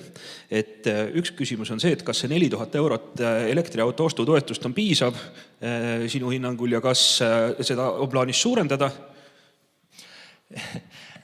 Piisav. Ma ütleks, et tegelikult ei peaks üldse toetama. Aga meil on kahjuks elame sellises ühiskonnas, kus fossiilkütuseid toetatakse ka peamiselt varjatult ja väga suurtes mahtudes. Et tegelikult ma arvan, et see 4000 eurot on lihtsalt selline good to have, ütleme nii, et elektriautosid selleks, et nii-öelda neid tasakaalu tagasi tuua, siis kogu seda massiivset subsiidiumit, mis läheb fossiilkütustele, et seda tasakaalu tagasi tuua, siis iseenesest ju võib toetada. Täpselt nagu sa enne ütlesid, siis mina samuti ei mõista, et miks seda toetust pannakse elektriautodele, mitte laadimistaristule. Et see vahe või siis suunata siis näiteks kodulaadijate ostule ja selles mõttes. Ma arvan, et selles osas natuke seletab, et 2 aastat tagasi ma käisin ABB analoogsel üritusel ja seal esines Keskkonnainvesteeringute Keskuse see daam, kes siis selle toetusega tegeleb. Ja ma küsisin talt sealt 2 küsimust. Et kas Keskkonnainvesteeringute Keskus kasutab elektriautosid ja kas teil isiklikult on elektriauto kasutamise kogemus? Mõlemale küsimusele vastas ta eitavalt. Et ma arvan, et see seletabki seda, et miks kasutajatele tunduvad need otsused aegalt natuke veidrad. Ma lihtsalt mainin ära, et see 4000 eurot on seal täpselt selline, et ta tõenäoliselt ei pane inimest otseselt ostma elektriautot. Eks ole, ta ei ole nii suur vahe, et kuna käärid on nii hindades sees, siis ta ei ole nii suur mõjutaja, et ta päriselt paneks kedagi ostma. Ehk siis ma arvan, et selles mõttes ei ole see võib-olla just kõige asjalikum meede, et on paremaid kohti, kuhu kulutada. Ja viimane küsimus, et kas ja mida Norra tegi lisaks sisepõlemismootorite keelustamisele, et elektriautosid rohkem ostetaks? No tegelikult ongi pull see, et Norra sisepõlemismootorite keelustamine ei olegi rolli mänginud nagu selles elektriautodele üleminekule. Norra on muidugi omaette ühiskond, eks ole. Seal käivad asjad veidi teistmoodi kui meie peamiselt. Ma ei tea, kas võib öelda peamiselt, võib-olla see on minust natukene halb öelda nii, aga tõenäoliselt raha pärast, eks ole. Et see elatustase on teine. Nüüd, mida Norra tegi väga erinevalt oli see, et ta muutis maksusüsteemi. Sul tekkis olukord, kus sul elektriauto ostu, kõik maksud, mis sul seondusid elektriauto ostuga, kaotati ära, aga samas jäeti maksud peale siis sisepõlemismootoriga autodele. See tekkis olukord, kus reaalselt viidigi hinnad omavahel tasa, et kui sa ostsid Volkswagen Golfi või Volkswagen e-Golfi, siis e-Golfi sa said kokkuvõttes odavamad, sest sul kaotati ära kõik lammutustasud ja ostutasud ja need litsentsid, mis nende mis iganes nende kohalik maksusüsteem nagu nõuab. Teiseks nad siis ehitasid korraliku kiirlaadimistaristu, neil on see meeletult kasvanud, meeletult arenenud. Nad tegid ka teistsuguseid soodustusi, mida natukene on Eestis ka proovitud, ehk siis parkimise tasust vabastamised ja sellised asjad. Aga praegu on küll niimoodi, et eelmisel aastal, kui ma Oslos käisin, siis ma tunnen silma järgi ära kõik elektriauto mudelid, mis maailmas olemas on ja silmad käisid kogu aeg niimoodi, et pigem oli bensukat raske märgata, sest lihtsalt kõik, mis sõidab, on elektriauto. See on meeletu, täitsa teine ühiskond. Ja Norra kohta ütles kunagi Arno Sillat sellise lause, et kui sul on Norras 100 000 eurot, siis sa said osta kas Tesla või Volkswagen Jetta. Ja et enamus inimesi eelistas osta Tesla. Kuule, aitäh, Jaan! Ma mainin, et ma olen siin kuni lõunani ka, et tulistage mulle küsimusi mujalt ka. Ja aitäh. Ja kõikidele esinejatele saab täna siis Slido kaudu sama koodiga küsimusi esitada, nii et kui teil ettekande või jutu ajal tuleb mingi küsimus, siis pange see julgelt kirja. Loodetavasti jõuame kõik ära küsida, aga kui ei jõua, siis vastame tagant järgi. Ensto. See tuli, selle ma saatsin sulle viimasena. Ja ma palungi siis juba siia lähemale Andres Meresmaa, Ensto Building Systems nimelise ettevõtte müügi- ja turundusjuht. Ma olen aastatega su tiitli ära õppida suutnud. Ja kui me seni rääkisime selliseid üldiseid heietavaid jutte, et mis oleks ja mis võiks olla, siis Andres on siis see inimene, kes meile räägib, et mis siis päriselt on. Nii, tere minu poolt ka kõigile. Rõõm on näha, et siin Võrus nii palju elektriautonduse huvilisi kokku tulnud on ja nii kaua, kuni see pildiseeria kah sinna ette leitakse minu taustaks nii palju, et nii kui Jaangi, nii ka mina olen selle valdkonnaga olnud hulk aastaid seotud, ainult natuke teise koha pealt, et kui Jaan on nagu autode poole pealt, siis ma olen olnud just selle laadijate koha pealt ja laadijate tootmise koha pealt. Ahaa, näed, tuligi ette. Nii, kuskil oli üks pult ka.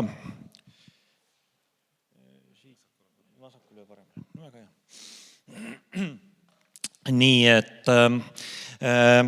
Jüri palus meil täna rääkida siis esmalt natukene elektriautode laadimise ABC-d ehk põhitõdesid, kuna ilmselt kõik see rahvas, kes täna siia kokku tulnud on igaüks natukene erineva taustaga, osadest kindlasti on elektriautode ja laadimisega rohkem kokku puutunud, teised on võib-olla alles esimesel selle teemalisel sündmusel siin.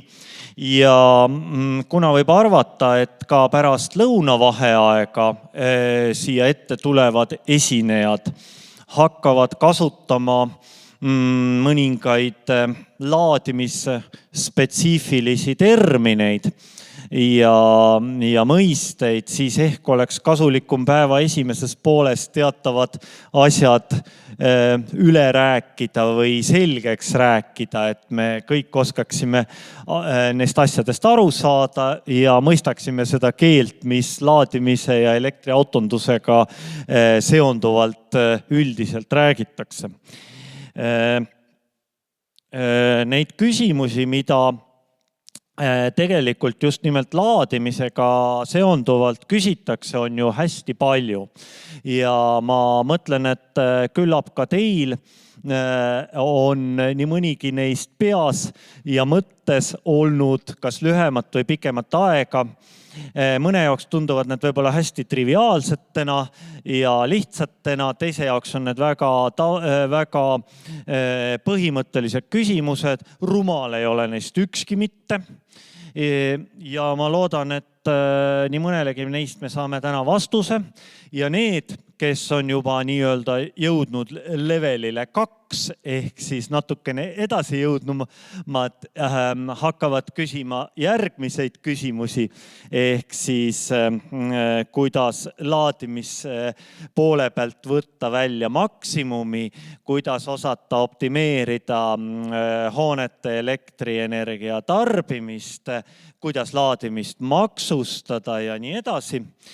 No ja siis on muidugi ka veel jätkuvalt see segment inimesi, kes küsib neid kõige elementaarsemaid küsimusi, mis olid kõige tüüpilisemad aastaid tagasi.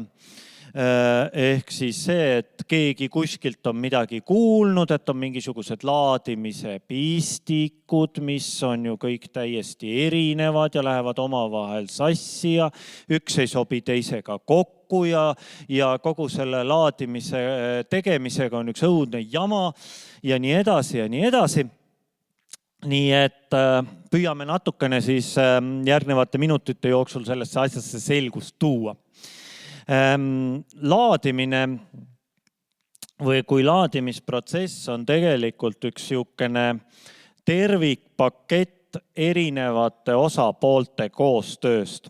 Ehk siis kasutajale see võib tunduda küll ainult sellise hästi lihtsa asjana, et mis seal siis ikka, pistame selle saba seina piltlikult öeldes, ühendame auto mingisuguse laadijaga ja kogu asi toimib.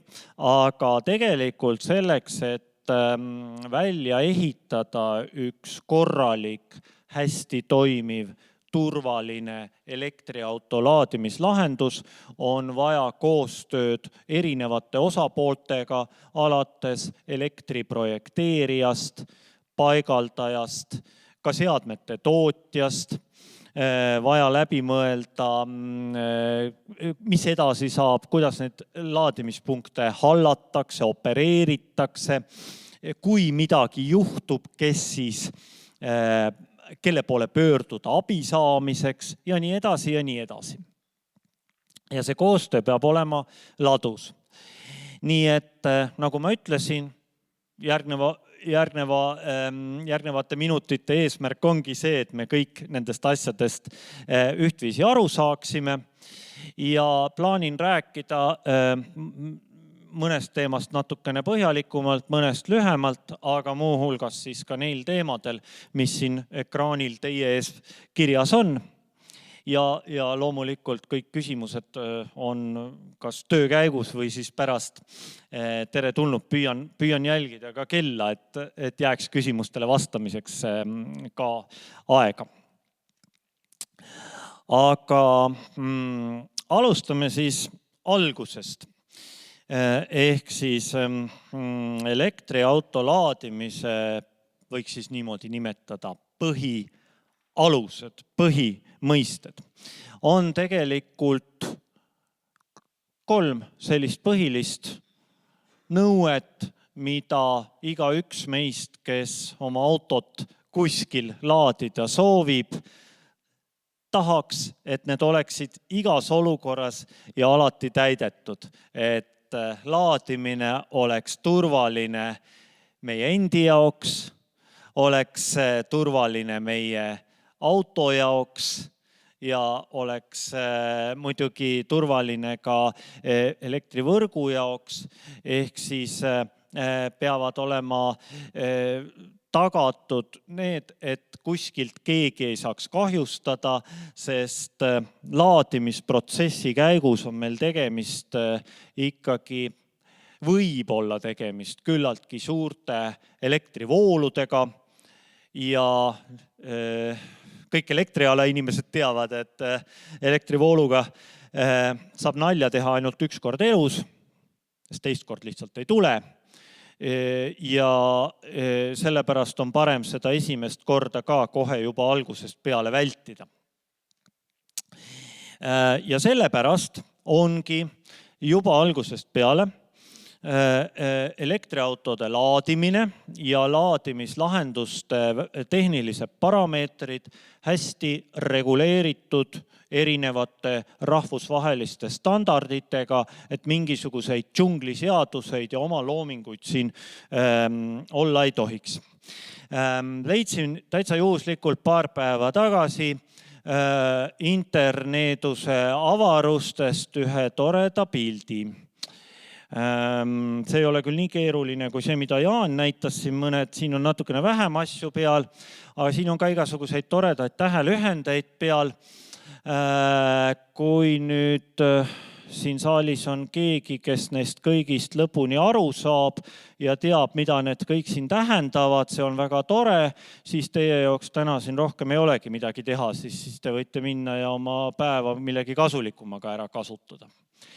Ma arvan, enamik ei jaga kõigist neist lühenditest siin mitte midagi, mina ka mitte kõigist, aga selle pildi point on see, et see näitab ära seda, et laadimisprotsess, ühe elektriauto laadimisprotsess on tegelikult paljude nii-öelda komponentide koostöö, alates see EV, mis seal vasakul on ehk elektriauto ja sealt edasi tuleb laadimisseade, see EVSE ja CPO on laadimispunkti operaator ja sealt edasi tuleb mobiilvõrgu operaator, a la Telia ja sealt edasi tuleb elektrivõrgu teenuse pakkuja a la Elektrilevi ja nagu te näete, nende omavahelisi ühendusi on nii pidevate kui katkendjoontega ja igasugused IEC-d ja OCPP-d ja kõiksugused muud asjad.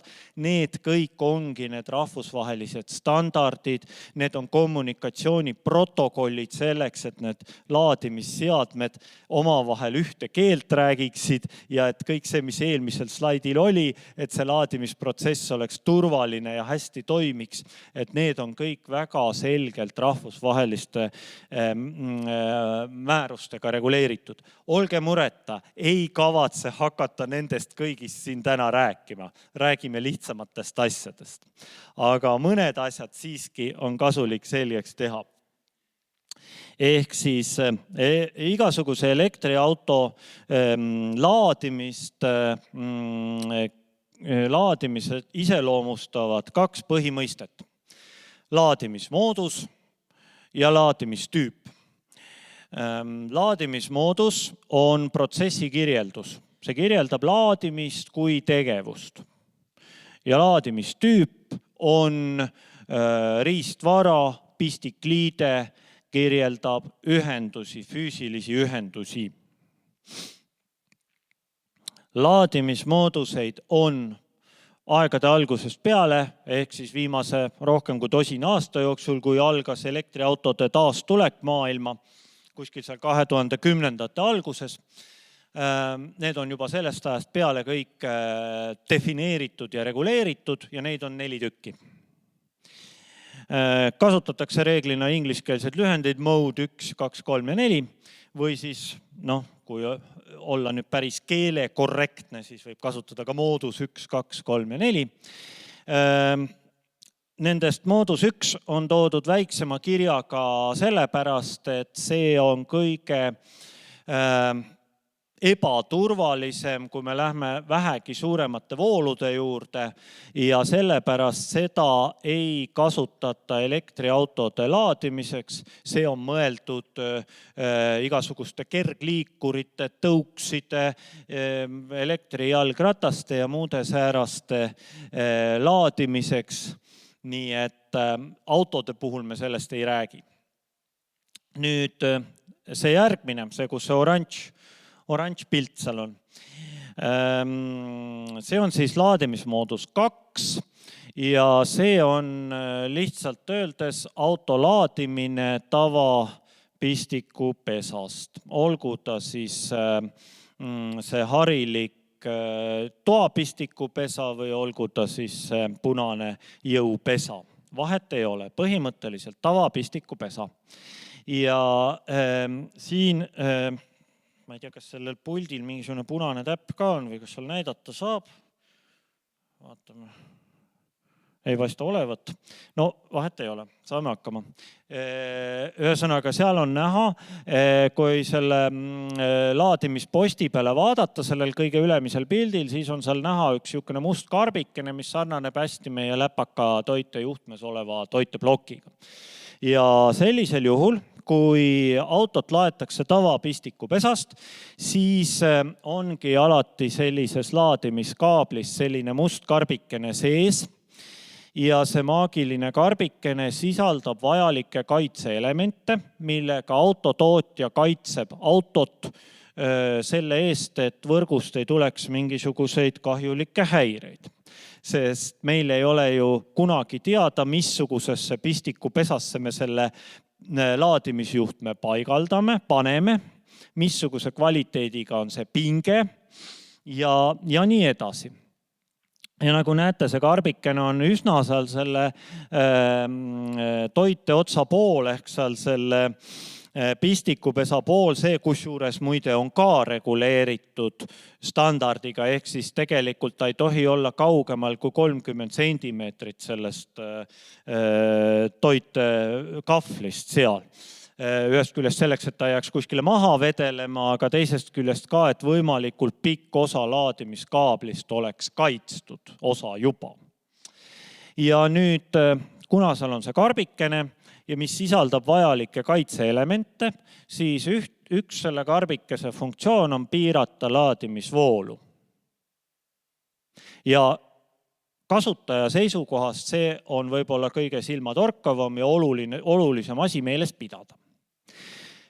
Ja mida see piiramine tähendab? See tähendab seda, et isegi kui te panete sellise laadimisjuhtme, tihtipeale sellised juhtmed on autoga kaasas, standardvarustuses, kui te panete sellise laadimisjuhtme nüüd tavapistikupessa, mis on 16 amprine või jõupesa võib-olla ka 32 amprine, siis te ei saa sealt neid ampreid kätte, te saate sealt reeglina kätte mingisugune 8-9 amprit ja mitte rohkem, sest see on autotootja poolt ära piiratud.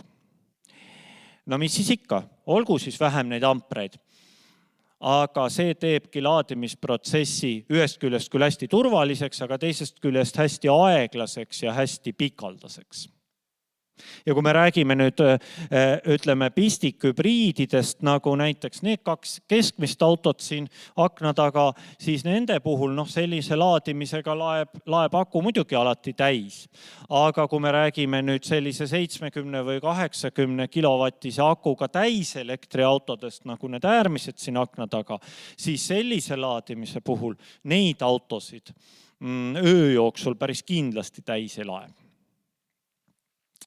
Sellepärast laadimismoodus 3 on edasiarendus sellest eelmisest. Sealt te näete, et seda musta karbikest seal laadimisjuhtmes ei ole.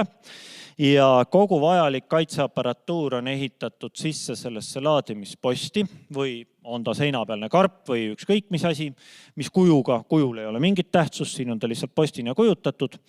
Ja laadimismooduse 3 puhul toimub pidev suhtlus auto ja laadimisposti vahel. Läbi spetsiaalse laadimiskaabli auto ja see laadimisseade vahetavad omavahel infot. Ja kui te nüüd lähte ja ühendate sellisesse laadimisseadmesse kaabli, siis see protsess käib tegelikult nii, et kõigepealt auto aju ja laadimisseadme aju omavahel suhtlevad. Kui nad saavad ühenduse, siis see laadimiskaabel lukustatakse mehaaniliselt mõlemalt poolt, nii auto poolt kui laadija poolt, ja alles seejärel pingestatakse ja algab laadimine. Ja laadimisprotsessi ajal kaablit lahti tõmmata ei saa. Ta on mehaaniliselt lukus. No kirvega võib muidugi raiuda. Kirvemeetodil saab, aga sel ei ole mõtet. Nii et see ongi suurim erinevus ja kasu on selles see, et see võimaldab laadimismooduse 3 puhul kasutada oluliselt suuremaid voolusid kui selle 2 puhul, ehk siis kuni 32 amprit ja sellega me saavutame kokkuhoiu laadimisajas, mis tegelikult on väga oluline just nimelt kasutamise seisukohast ja turvalisus on tagatud. Nüüd 4, kõige alumine. Auto akusid laetakse teatavasti ju alati alalispingega, aga võrgust tuleb meil vahelduv pinge, eks ole. Kuskil peab olema alaldi, mis selle asja ära muundab, alaldab. Küsimus on, kus see on, kas see on autos või on ta laadimisseadmes. Kui me räägime väiksematest laadimisvõimsustest, siis selleks, et tagada auto laadimisvalmidus igas kohas, kus ta vähegi peatub, siis selleks on mõistlik, et autol on endal alati kaasas väiksema võimsusega alaldi. Ja kõik see nüüd, mis on need ülemised moodus 2 ja 3, selle puhul toimib siis see. Aga kui me räägime kiirlaadimisest, sellest, kui me tahame kiires, lühikese aja jooksul suure võimsusega laadida, siis sellist alaldit kaasas tassida oleks täiesti mõttetu. Elektriauto on niigi raske tänu oma akudele. Ja sellisel juhul ehitatakse see sisse juba laadimisseadmesse ja laadimiskaablist läheb autosse juba alalisvool. Ülemiste puhul läheb vahelduv vool. Nii et siit tulenebki siis vahe, mis on alalisvoolu laadimine, mis on vahelduvvoolu laadimine, kasutatakse ingliskeelseid lühendeid AC ja DC. AC on alternating current ehk vahelduvvool, DC on direct current ehk alalisvool. Reeglina kõikidel elektriautodel, kui me räägime täiselektriautodest, on 2 laadimispesa. On nii AC kui on DC pesa. Nad võivad asuda kõrvuti, nad võivad asuda üksteise peal, seal all sellel parempoolsel skeemil piltlikult öeldes on nad toodud teine teise poole, tavaliselt nii ei ole, aga põhimõtteliselt võivad olla, ehk siis täiselektriautodel reeglina on mõlemad võimekused olemas. Pistikhübriididel enamasti on olemas ainult AC ehk vahelduvvoolu laadimisvõimekus, kuna neil on väiksemad akud ja meil ei ole vaja nii suuri laadimismahtusid. On küll ka mõningad üksikud pistikhübriidid, millel on kiirlaadimisvõimekus olemas. Näiteks Mitsubishi Outlander ja veel mõned. Nii. Vaat nii. Nii palju siis sellest. Ma loodan, et kes veel ei teadnud, tekkis mingi arusaamine, mis vahe on AC ja DC laadimisel ja laadimismoodustel ja kes teadsid varem, siis ehk oli hea meelde tuletada üle korrata. Nüüd see teine põhiasi, pistikud või pistikühendused ehk laadimistüübid. Siin peame ka vaatama nüüd eraldi alalisvoolu poolt ja vahelduvvoolu poolt. Alustame vahelduvvoolu poolest. Ja see on see, mille kohta tihti arvatakse, et on üks tohutu suur segadus ja palju erinevusi ja ei sobi miski kokku ja nii ja naa. Tegelikult on asi palju lihtsam ja lollikindlam. On olemas 2 laadimisühenduste tüüpi, tüüp 1 ja tüüp 2. Rohkem ei ole.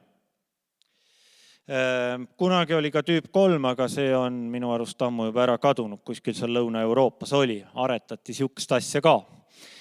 Ja tüüp 1 on nüüd see liides, mis oli kasutusel nendel sotsiaaltöötajate Mitsubishidel ja esimese põlvkonna Nissan Leafidel, millest Jaan ka rääkis.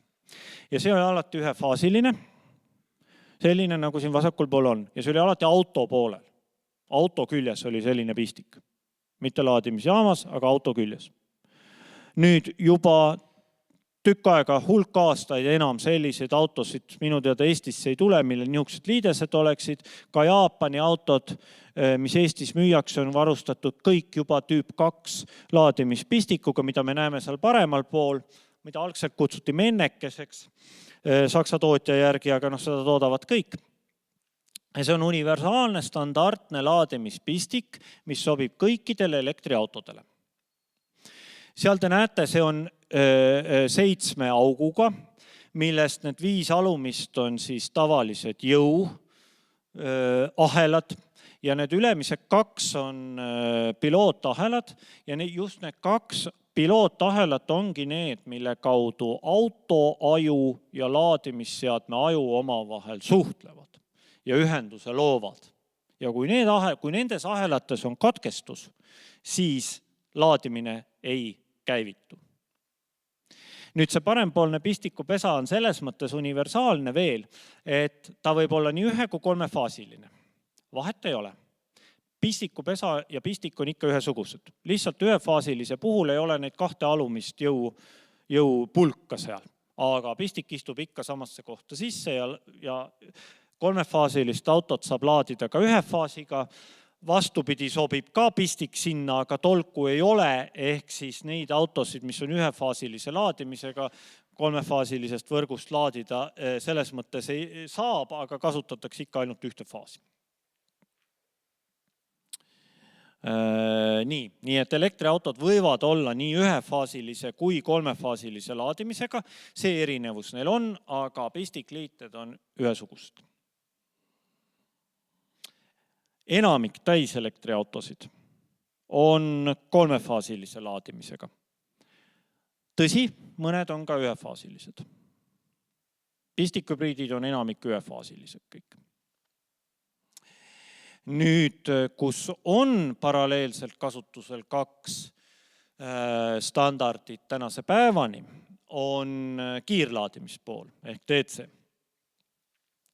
Ja siin asi algas siis kõigepealt sellest Elmo kiirlaadimisvõrgustikust Eestis, mis on see CHAdeMO, see on siis loodud Jaapani suurte autotootjate poolt, Toyota oli seal eestvedajaks ja veel 5 tükki teisi sinna juurde, aastal 2010 see CHAdeMO loodi, tuleneb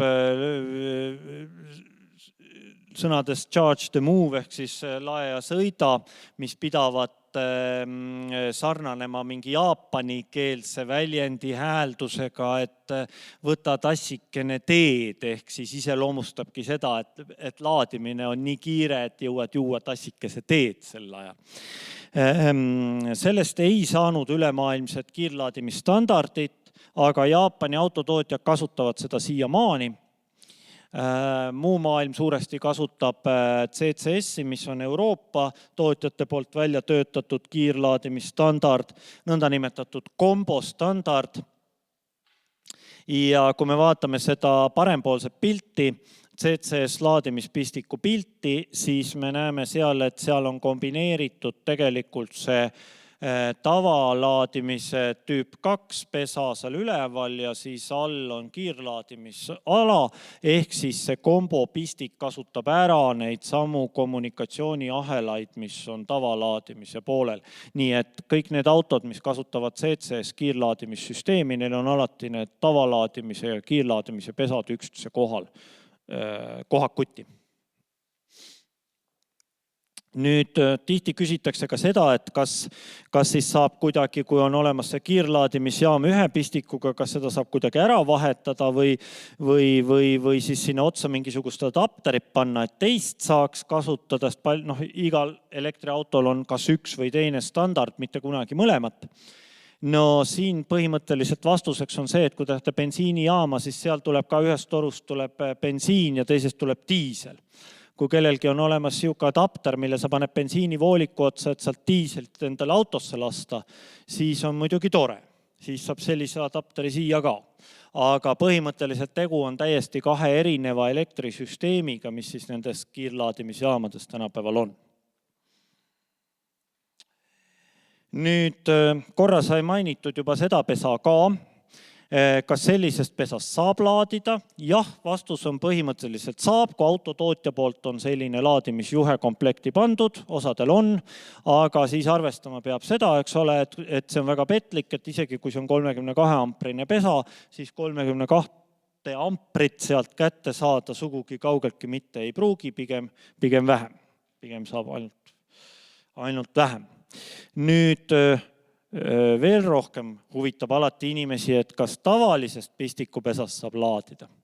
Ehk siis see laadimismoodus 2, mida sai mainitud. No vaat, mis on ohud? Pildi peal on näha, mis on ohud. Pistikupesa võib ära kärsata. ja siis on pahasti, siis võib põlema ka minna. Nii pistikupesa kui juhe kui maja.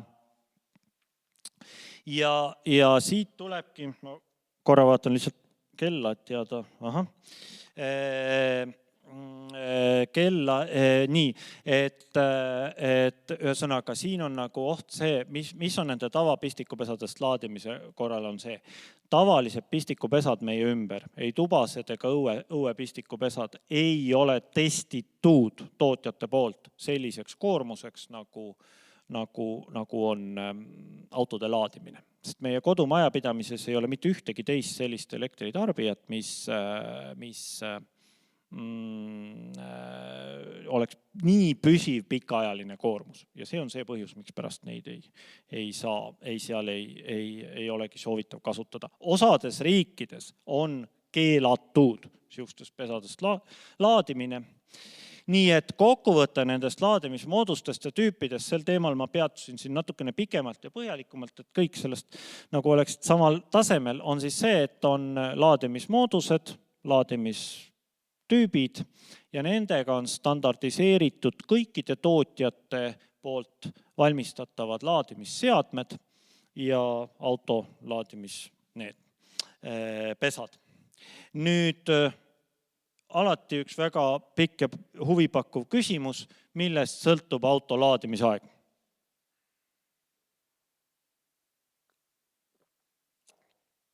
Sõltub mitmetest asjadest. Esiteks, auto aku suurusest. Need esimesed Nissan Leafid, mis siin tulid ja need Mitsubishid olid mingi 20 kilovatise akuga. Ja tänasel päeval on suuremad elektriautod 100 kilovatise akuga, 5 korda vahet. Iga üks saab aru, et laadimisaeg võib olla ka 5 korda erinev. Nagu ma äsja mainisin, osadel autodel on ühefaasiline, osadel 3-faasiline laadimine. Jällegi, erinev. Kui tühja akuga me tuleme laadima, sellest sõltub laadimisaeg. Keskkonnatemperatuuri poolt samuti autotootjad piiravad ära laadimiskiirust. Laadimisseadme võimsusest, missugune on laadimiskaabel ja laadimiskohal saada olevast vabast võimsusest, palju seinast tuleb. Ja lõppkokkuvõttes, et asi oleks veelgi keerulisem, siis laadimine ei ole lineaarne sõltuvus ajast ja võimsust, vaid on selline kõver protsess, et kuni 80% täituvuseni laetakse kiiremini ja viimane 20% hästi aeglaselt. Ja see on vajalik selleks, et mitte tekitada aku nii-öelda ülekeemise efekti, ehk siis sellega on tagatud see akude pikaealisus, millega Jaan lõpetas, et nad tõesti peavad tohutu hulga neid laadimistsükleid vastu, ehk siis põhimõtteliselt elektriauto aku peab kauem vastu reaalselt kui see auto ise.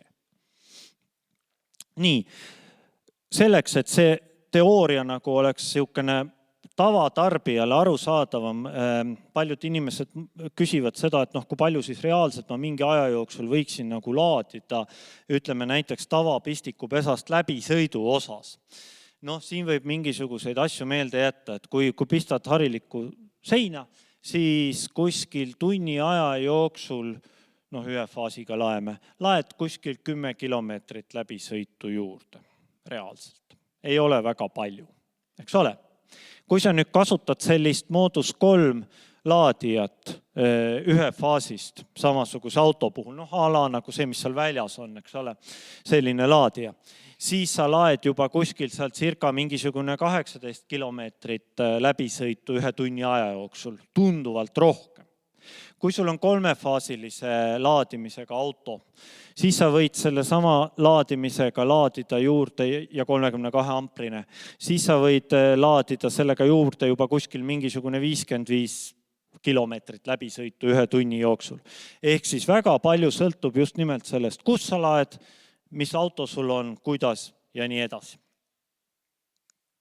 Nii et selle punkti kohta nagu siuksed asjad kasulikud meelde jätta. Aastaid tagasi oli küll neid, kes tahtsid endale koju saada kiirlaadija. Me koduse laadimise juurde kohe jõuame, aga oli küll neid ja siis, kui hakkasid uurima, et mispärast siis koju seda kiirlaadijat oleks ikkagi vaja. Ega sealt muud põhjendust ju välja ei tulnud kui see, et vaata vist on mingisugune telesari on ka või mingi seebikas, mille pealkiri on kas naabrist parem või mingi siuke asi, et kuna naabrimehel ei ole kiirlaadijat, siis sul ju peab olema kiirlaadija, eks ole. Mitte selles, et sul vaja oleks, aga lihtsalt selline efekti mõttes peab ju olema. Nii, tahad sa küsida, Jüri, midagi vahepeal? No, ma tahaks jah küsida ja mitte üksnes mina, ka teised tahavad küsida. Et ma siin kuulan ja sind ja mõtlen, et küll on hea, et ikka mul elektriauto juba olemas on, seepärast, et see jutt ehmataks mind ilmselt kõvasti ära, et kus ma tõesti selle kõik selgeks õppima, et kõik moodused ja kõik asjad. Tegelikus elus tegelikult on õnneks asi palju lihtsam. Aga on laekunud paar küsimust. Mis saab siis, kui on pikalt elektrikatkestus, aga autosid, mida laadida vaja, on palju? Näiteks hiljuti loodi Võrus võimalus, et elektrikatkestuse ajal saaks vedelkütust tanklatest. Nojah, ega kui on pikk elektrikatkestus, siis paraku elektriautot laadida ei saa. Oleme täitsa siis juba, siit me jõuame kohe järgmise teemana. Mul mõnes hetke pärast tuleb siit üks selline slaid, mis tänasel päeval võib järjest rohkem hakata huvi pakkuma, on nimelt see teema, et kuidas anda hoopiski täislaetud autost tagasi energiat välja. Ehk siis kahepoolne energia liikumine ja see just siin näiteks, kui siin Võrumaal oli mingi aeg tagasi tõesti tormi tõttu suur elektrikatkestus, kuidas siis see võiks siin osutuda väga kasulikuks, aga loomulikult on ju selge, et ei saa laadida autot, kui elektrit ei ole. Ja teine küsimus on publikust tulnud, et elektriauto laadimine ja äike, et kas siin on mingisuguseid täiendavaid ohte, on midagi spetsiifilist, mida peaks teadma? Jaa, see on ka väga hea küsimus tõesti ja selle pärast ongi see, miks seal laadimismoodus 3 ja loomulikult ka 4 puhul on vajalikud kaitseelemendid ehitatud laadimisjaama sisse. Ehk siis see annab garantii, et kui tõesti tuleb võrgust mingisugune ebanormaalne pingepiik a la äike, siis see kaitseb selle ära ja need kaitseseadmed rakenduvad seal. Ja enne, kui juhtub autoga midagi halba. Et see on nagu väga, väga oluline. Aga ma näen, et sul on seal veel, et sa lähed edasi. Mõned asjad, millest ma lähen kiiremini üle, mille ma ei kavatsenud üldse pikemalt peatuda, aga lihtsalt teile nagu meelde tuletuseks ja ma arvan, et nendel teemadel ma näen, et Alan tuli, et tere Alan. Ja Alan on võib-olla üks, kes sellest kindlasti räägib, et ma ei hakka selle pikemalt peatuma, aga muuhulgas seadus lisaks laadimismoodustele tüüpidel on ka väga selgelt reguleerib seda, mis tüüpi ehitistele ja kuhu tuleb välja ehitada tänasel päeval juba laadimiseks eeltingimused, ehk siis seda reguleerivad Euroopa Liidu direktiivid, mis muuhulgas panevad paika, et tavapistikupesa ei ole laadimiskoht ja reguleerivad ära ka selle, et tänasel päeval uutele ja oluliselt renoveeritavatele kortermajadele tuleb ehitada kõikidele parkimiskohtadele välja juhtmetaristu ehk siis kaablikaitsetoru või kõri ja kui tegu on mitte eluhoonega, siis 5% parkimiskohtadest kaablitoru või kõri ja vähemasti üks laadimispunkt sinna panna ja seda enamasti juba teatakse, mida aga ei teata nii palju, on see viimane ehk siis ka Eesti ehitusseadustiku paragrahv 65 7. peatükk punkt 7, et mitte eluhooned, kus on vähemalt siis 20 parkimiskohta, 1. jaanuariks 2025 tuleb samuti panna vähemalt üks laadimiskoht püsti, sõltumata sellest, millal see hoone ehitatud on. A la seesama seltsimaja Kannel siin. Nii, nüüd jällegi pikalt siin ei peatu, aga nutika, mis eristab tavalist laadimispunkti nutikast laadimispunktist, on 3 sellist põhilist kasutusomadust või selle laadija omadust. Need on siis see, et seal on võimalik kasutajaid identifitseerida, on see, et seal on võimalik infot koguda kasutamise, tarbitud energia ja muu säärase kohta ja see saata kuskile taustsüsteemi, a la näiteks Alexela back-endi ja kolmas on dünaamiline laadimiskoormuse juhtimine. Selle kohta on paar eraldi slaidi. Mulle väga meeldivad sellised keerulised pildid, mille ma leidsin täna hommikul, näiteks sellise asja kui ISO 15118 kohta. Siuke tore pilt, millest keegi mitte muffigi aru ei saa, aga neid on alati tore esitlusse panna, sest nad võtavad silme eest kirjuks ja sellepärast ma panen ruttu järgmise pildi ette. Ehk siis ISO 15118 on kõige uuem laadimisstandard, mis teeb võimalikuks mitmed uuendused laadijate kasutamise seisukohalt samuti. No näiteks selle, et ei ole vaja enam iga kord ennast autentida laadima tulles, kui sa oled ükskord sinu auto on tehtud sõbraks konkreetse laadijaga, muu hulgas on võimalik laadimisprotsessi ajastada ja muu hulgas see võimaldab ka selle energia kahesuunalise liikumise, see on ehk see point, millest kõige rohkem ollakse kuuldud, ehk siis see V2X ja tegelikult seal taga on terve hulk neid sarnaseid tähelühendeid, mille osas on ka segadust palju. Ja tänasel päeval ühed räägivad, et on nii ja teised räägivad, et on naa. Kui me võtame näiteks nüüd ütleme kas või selle sama ilusa valge Kia, mis siin maja ees meil seisab, Kia EV6, siis sellel autol on täpselt samuti nagu ka mitmel teisel uuemat elektriautol on olemas selline spetsiaalne adapter, mille sa saab panna sinna laadimispessa ja kus teises otsas on tavaline harilik pistikupesa. Ehk siis sa saad võtta sealt autost elektrit akust välja tavatarbeks. Ja see on pigem kasutatakse tähelühendit V2L ehk Vehicle to Load autost koormusele. Ja sa võid sinna taha panna mingisuguse tolmuimeja või prožektori pimedal ajal või mis sa iganes soovid. Nii, järgmine tase on nüüd V2H, eks ole, Vehicle to Home koju või V2B Vehicle to Building. Mis on see, et kui sa tahad ala siin see Võru tormijuhtum, et sa tuled linnas, laed auto täis ja tahad maal oma maja kodu siis tankida. Seal on juba natukene suuremad nõudmised selles osas, eks ole. Ja sealt edasi omakorda tuleb V2G, see maagiline tähelühend, mida kõige rohkem teatakse ehk Vehicle to Grid, tagasi elektrivõrku. Ja see on see pool nüüd, mis tänapäeval veel ei toimi reaalselt autode puhul, kuna see ei ole lõpuni standardiseeritud, sest et ma arvan, kõik on nõus see, et kui sa toidad oma tolmuimejat või kui sa toidad oma läpakat või telefonist, need on kaks täiesti ise asja. Kui me räägime sellest pinge kvaliteedist ja kõigest sellest, millega neid toita. Ja selleks, et nüüd see autost välja antav pinge vastaks kõikidele nõutavatele parameetritele, selleks on veel vaja natukene tööd teha. Nüüd paar sõna sellest maagilisest tähelühendist DLM ehk dünaamiline laadimiskoormuse juhtimine.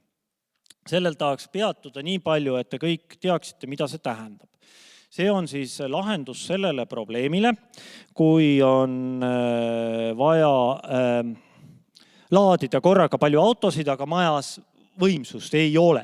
Ja see on väga tüüpiline, see praktiliselt igal objektil tuleb meile vastu. Ja siis sellisel juhul ongi, kas on vaja minna kohe Elektrilevisse, teha taotlus tohutu hulga amprite juurde ostmiseks või saab teha midagi nutikamat. Ja siis tulebki mängu dünaamiline laadimiskoormuse juhtimine. Näiteks, kui meil on üks klassikaline laadimisseade, millel on kaks väljundit, kumbki 32 amprit, standardi kohane, aga torust ei tulegi peale rohkem kui 32 amprit, siis me saame teha siukse piirangu, et see laadimispunkt rohkem välja ei annagi kui 32 amprit ja kui laeb üks auto, siis saab ta täisvõimsuse ja kui tuleb kaks autot, siis piiratakse ära, et kumbki saab poole. Või kui meil on selline rühm laadijaid ja on teada, et see grupp saab, et seda me saame toita mingisuguse konkreetse vooluga, siin antud juhul seal joonisel on 80 amprit, selleks toodud, seal pean vabandama, seal on mingisugused rootsi või norrakeelsed tekstid seal joonisel.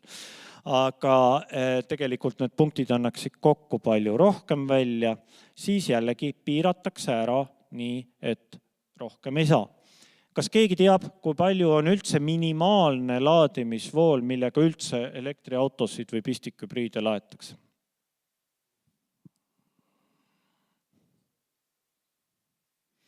Erinevaid pakkumisi tuli. 6 amprit. Ehk siis see on jällegi, see on standardiseeritud, nagu kõik muud asjadki. Alla 6 ampri elektriautosid ei laeta. Nii et kui laadimisvool langeks alla selle, siis lülitatakse laadimine välja. Ja taastub siis, kui läheb suuremaks. Nii, miks ei ole, see pilt iseloomustab seda, et siin on tehtud 2 erinevat koormusgruppi laadijatest selle dünaamilise laadimiskoormuse juhtimise jaoks. Miks ei ole mõistlik teha ühte suurt gruppi? Põhjus selles, et kui selle grupi juhtlaadijaga midagi juhtuks, siis oleks kogu grupp tagant ära, sellepärast kohtades, objektidel, kus on palju laadijaid, pigem teha mitu väikest gruppi. Ja sellisel juhtumil ükskõik milline neist laadijatest tehakse juhtlaadijaks ja see juhib siis kõiki teisi grupi laadijaid. Ehk siis see ongi see dünaamilise laadimiskoormuse point. Nüüd kõige tavalisem juhtum ja nutikam juhtum tegelikult on siis see, kus mõõdetakse läbi välise arvesti maja muud tarbimist. See on seal üleval see täiendav asi ja siis läbi selle juhitakse laadijatele antavat voolu. Ehk siis kui majas on muud koormust rohkem, saavad laadijad vähem ja kui majas on vähem teisi tarbijaid töös, saavad laadijad rohkem. See ongi selle dünaamilise laadimiskoormuse juhtimise põhipoint. Ja teema, millel ma nüüd siin väga pikalt peatuma ei hakka, on see, kui meil on hästi suured parkimismajad ja nii edasi, see läheb juba päeva teise poole teemade hulka, aga põhimõtteliselt on võimalik teha ka mitmetasandiline DLM läbi mitmete mõõtmispunktide ja nii edasi. Projekteerimise ja paigalduse seisukohast tehakse nii, et tehakse faasiringlus, et mitte kõikidele laadimiskohtadele ei tuleks L1 peale esimese klemmi alla, vaid see oleks vahetatud, sellepärast et ühefaasilised autod koormavad alati esimese klemmi all olevat faasi ja kui see oleks igal pool toiteahelas L1, siis oleks ju kohe see kinnistul üle koormatud. Ja see on oluline pilt selle poolest, et kui soovitakse seda kinnistul dünaamilist laadimiskoormuse juhtimist teha, siis on vajalik, et laadijad kõik omavahel suhtleksid, ehk siis nad oleksid LAN-kaabliga, nõrkvoolukaabliga ühendatud läbi nõrkvoolu switchi, täpselt nii, nagu see pilt näitab. Interneti vaja ei ole, mingisugust välist juhtkontrollerit vaja ei ole, mitte midagi muud vaja ei ole. Küll aga on seal üleval üks punane mull, mis kirjaga taustsüsteem. See on hoopis teine asi. Taustsüsteem on vajalik selleks, et laadimist ja laadimise kasutamist distantsilt hallata. Siin pärast lõunapausi tulevad rääkima Eleport, tuleb rääkima Alexela, neil mõlemal on omad taustsüsteemid, kus siis kõik nende laadijad on ilusti üleval. Ja vaat see asi vajab nüüd võrku. Siin on lihtsalt näidatud mõningad funktsioonid, mis on ühe taustsüsteemi eeldatavad sellised põhifunktsioonid. Aga sellest räägitakse pärast. Mina räägin aga nüüd paar sõna siia lõpetuseks. Ma vaatan vahelduseks kella ka. Ma arvan, et mul on mõni minut veel aega. Jah, täpselt nii. Kodulaadimisest. Ehk siis uuringud näitavad, et kõige rohkem kasutajaid laeb autot kodus. 3/4 auto kasutajatest laeb iga päev autot kodus. Ja siin, millest üldse alustada kodu kodulaadija valikul ja kodulaadimislahenduse planeerimisel minu soovitus on alati olnud see, punkt 1, vali välja endale auto. Kõigepealt vali välja ja telli ära auto. Nagu ennemgi juttu oli siin alguses, et autodel võivad olla päris pikad tarneajad. Laadijate tarneajad on oluliselt lühemad, kodulaadijad on reeglina laost kohe saadaval. Ja siis tee ka selgeks oma kodu elektrisüsteemi valmidus auto laadimiseks, kui palju sul reaalselt on vaba võimsust laadimiseks. Ja siis ka see, et kas sa soovid mingisugust nutikamat lahendust, kas ta peaks olema kuidagi ühenduma mingite taustsüsteemidega, kas seal peaks olema mingi börsi elektri järgi juhtimine ja nii edasi, kui palju sa oled valmis sinna investeerima. Laadijal ja laadijal on vahe. Väga erinevate asjade poolest. Mõned on siin kirjas. Kes on tootja, kus on toodetud, kes on arendatud, kes on arendaja, missugused komponendid, mis tingimustes seda on loodud, missugust toote tuge see müüja pakub. No loomulikult ka see, et missugune on disain, kuidas milline meeldib. Üks kodulaadija variant on seal väljas, õues, eks ole. Panin sinna viimase reana selle ka, et hind ka, kuigi hind üldiselt Eesti kliendile ei ole ju oluline, eks ole ju, ega keegi ju hinnalipikut kunagi ei vaata, õnneks. Siis tihtipeale või ongi väga oluline see, et paigaldusküsimused, kes paigaldab, kas võib ise paigaldada, kuidas paigaldada. Kõigi laadijatega, vähemasti korralike tootjate laadijatega on alati kaasas paigaldusjuhend ja kodulaadija paigaldusega eriti saab hakkama iga kogemustega pädev elektrik. Ei ole üldse probleemi, ka siin Lõuna-Eestis on väga palju tublisid ja pädevaid elektrifirmasid olemas, eks ole. Eesotsas siinse piirkonna ühe suurima elektrifirma Kagu Elektriga, ma näen, Karmo istub seal, väga tore. Nii et on kelle poole pöörduda. Nii et ei ole mingeid selles mõttes probleeme, aga soovitav on mitte teha do it yourselfi, ehk siis sa võid küll ise selle seina panna, aga paigaldaja elektrik peab selle siiski ära ühendama. Nüüd tuleb reklaam. Jutu lõpetuseks tuleb kohustuslik reklaam, nagu alati, eks ole, tuleb reklaam enne söögipausi. Ensto on tegelenud elektriautode laadimisega juba aastast 2009 ja tänane tootevalik on siin teie ees, nii kodulaadijad kui avalike ja poolavalike ruumide laadijad kuni 22 kilovatti. Kiirlaadijatega meie ei tegele. Ja kodulaadijaid, kuna see on praegu teema, on 4 tüüpi. Täpselt nii nagu autosidki. Ühefaasilised ja 3-faasilised. 16 amprised ja 32 amprised. Täpselt sellepärast ma ütlesingi alles äsja, et kõigepealt valige välja ja tellige auto ja seejärel laadija. Kodulaadijad uuenesid ja nendele lisandus 2 uut funktsiooni, mis on tegelikult päris olulised ka koduses majapidamises. Esiteks dünaamilise laadimiskoormuse juhtimise võimekus läbi TLM arvesti, põhimõttel 1 arvesti, 1 laadija. See on nüüd olemas. Ja teine on laadija juhtimine läbi välise lüliti või taimeri või koduautomaatika. See ei ole dünaamiline, see on lihtsalt sisse välja läbi potentsiaalivabade klemmide. See võimekus on nüüd ka olemas.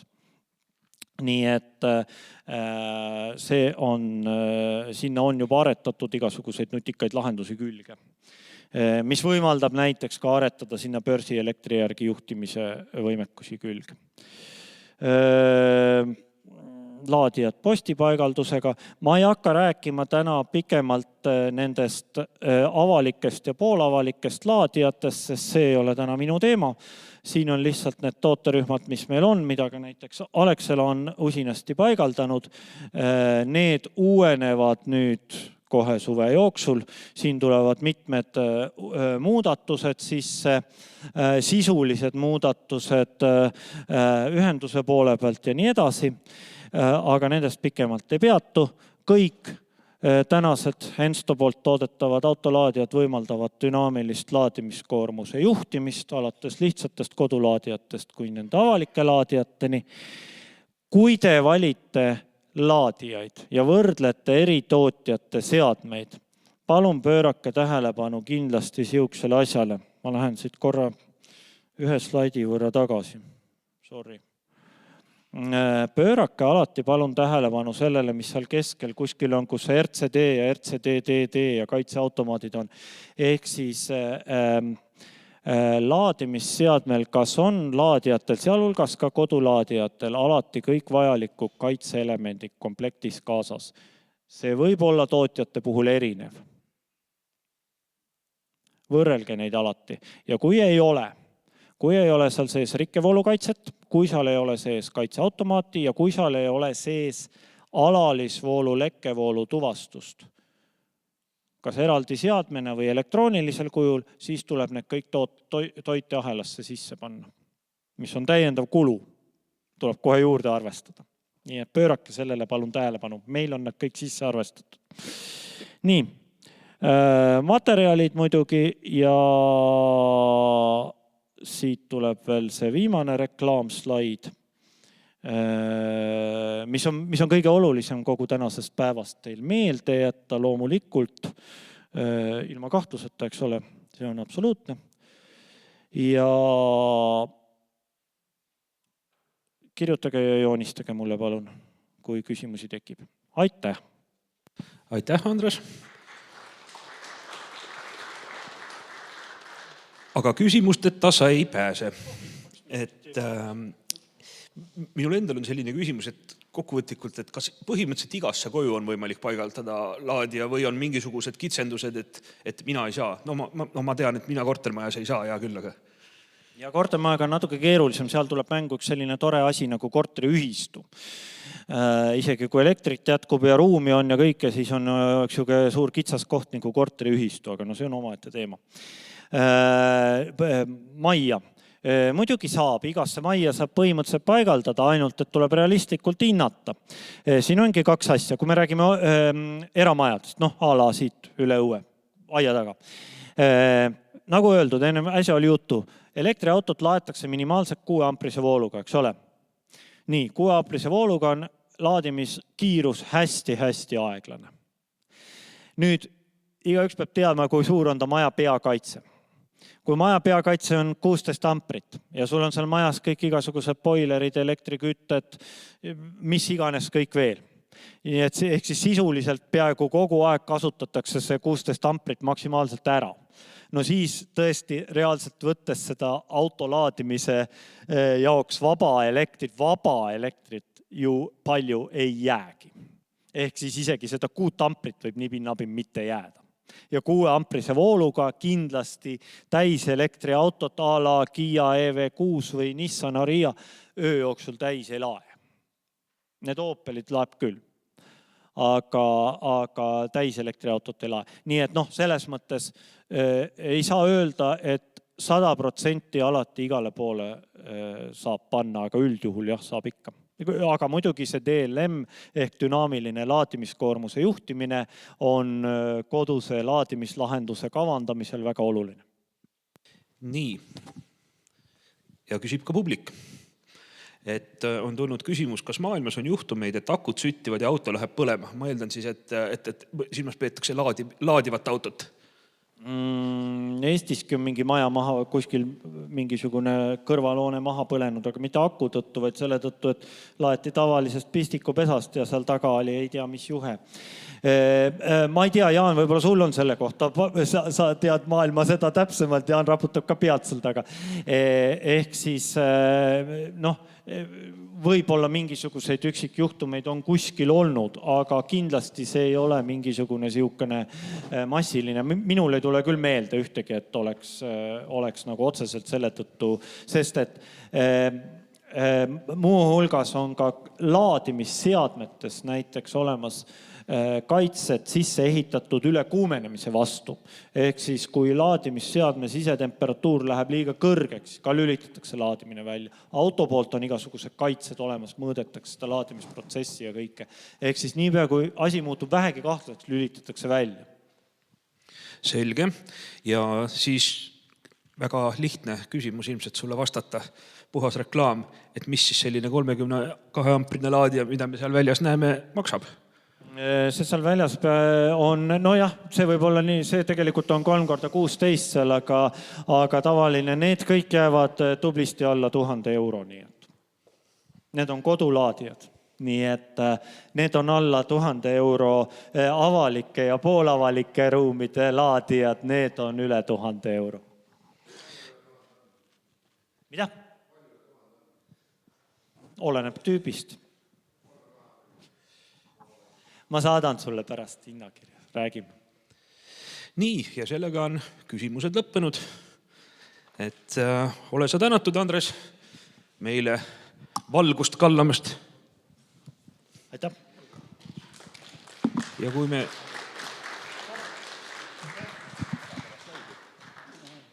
Nii, aga kui minu mälu mind ei peta, siis me oleme edukalt jõudnud sellisesse programmi ossa, mille nimeks on lõuna. Ja samamoodi tuletan meelde, et õues on mitu elektriautot. Kasutage juhust, käige vaatamas, rääkige spetsialistidega, proovige sõita, ma kindlasti rõhutan seda. Ja kohtume 12.30 siin samas. Aitäh!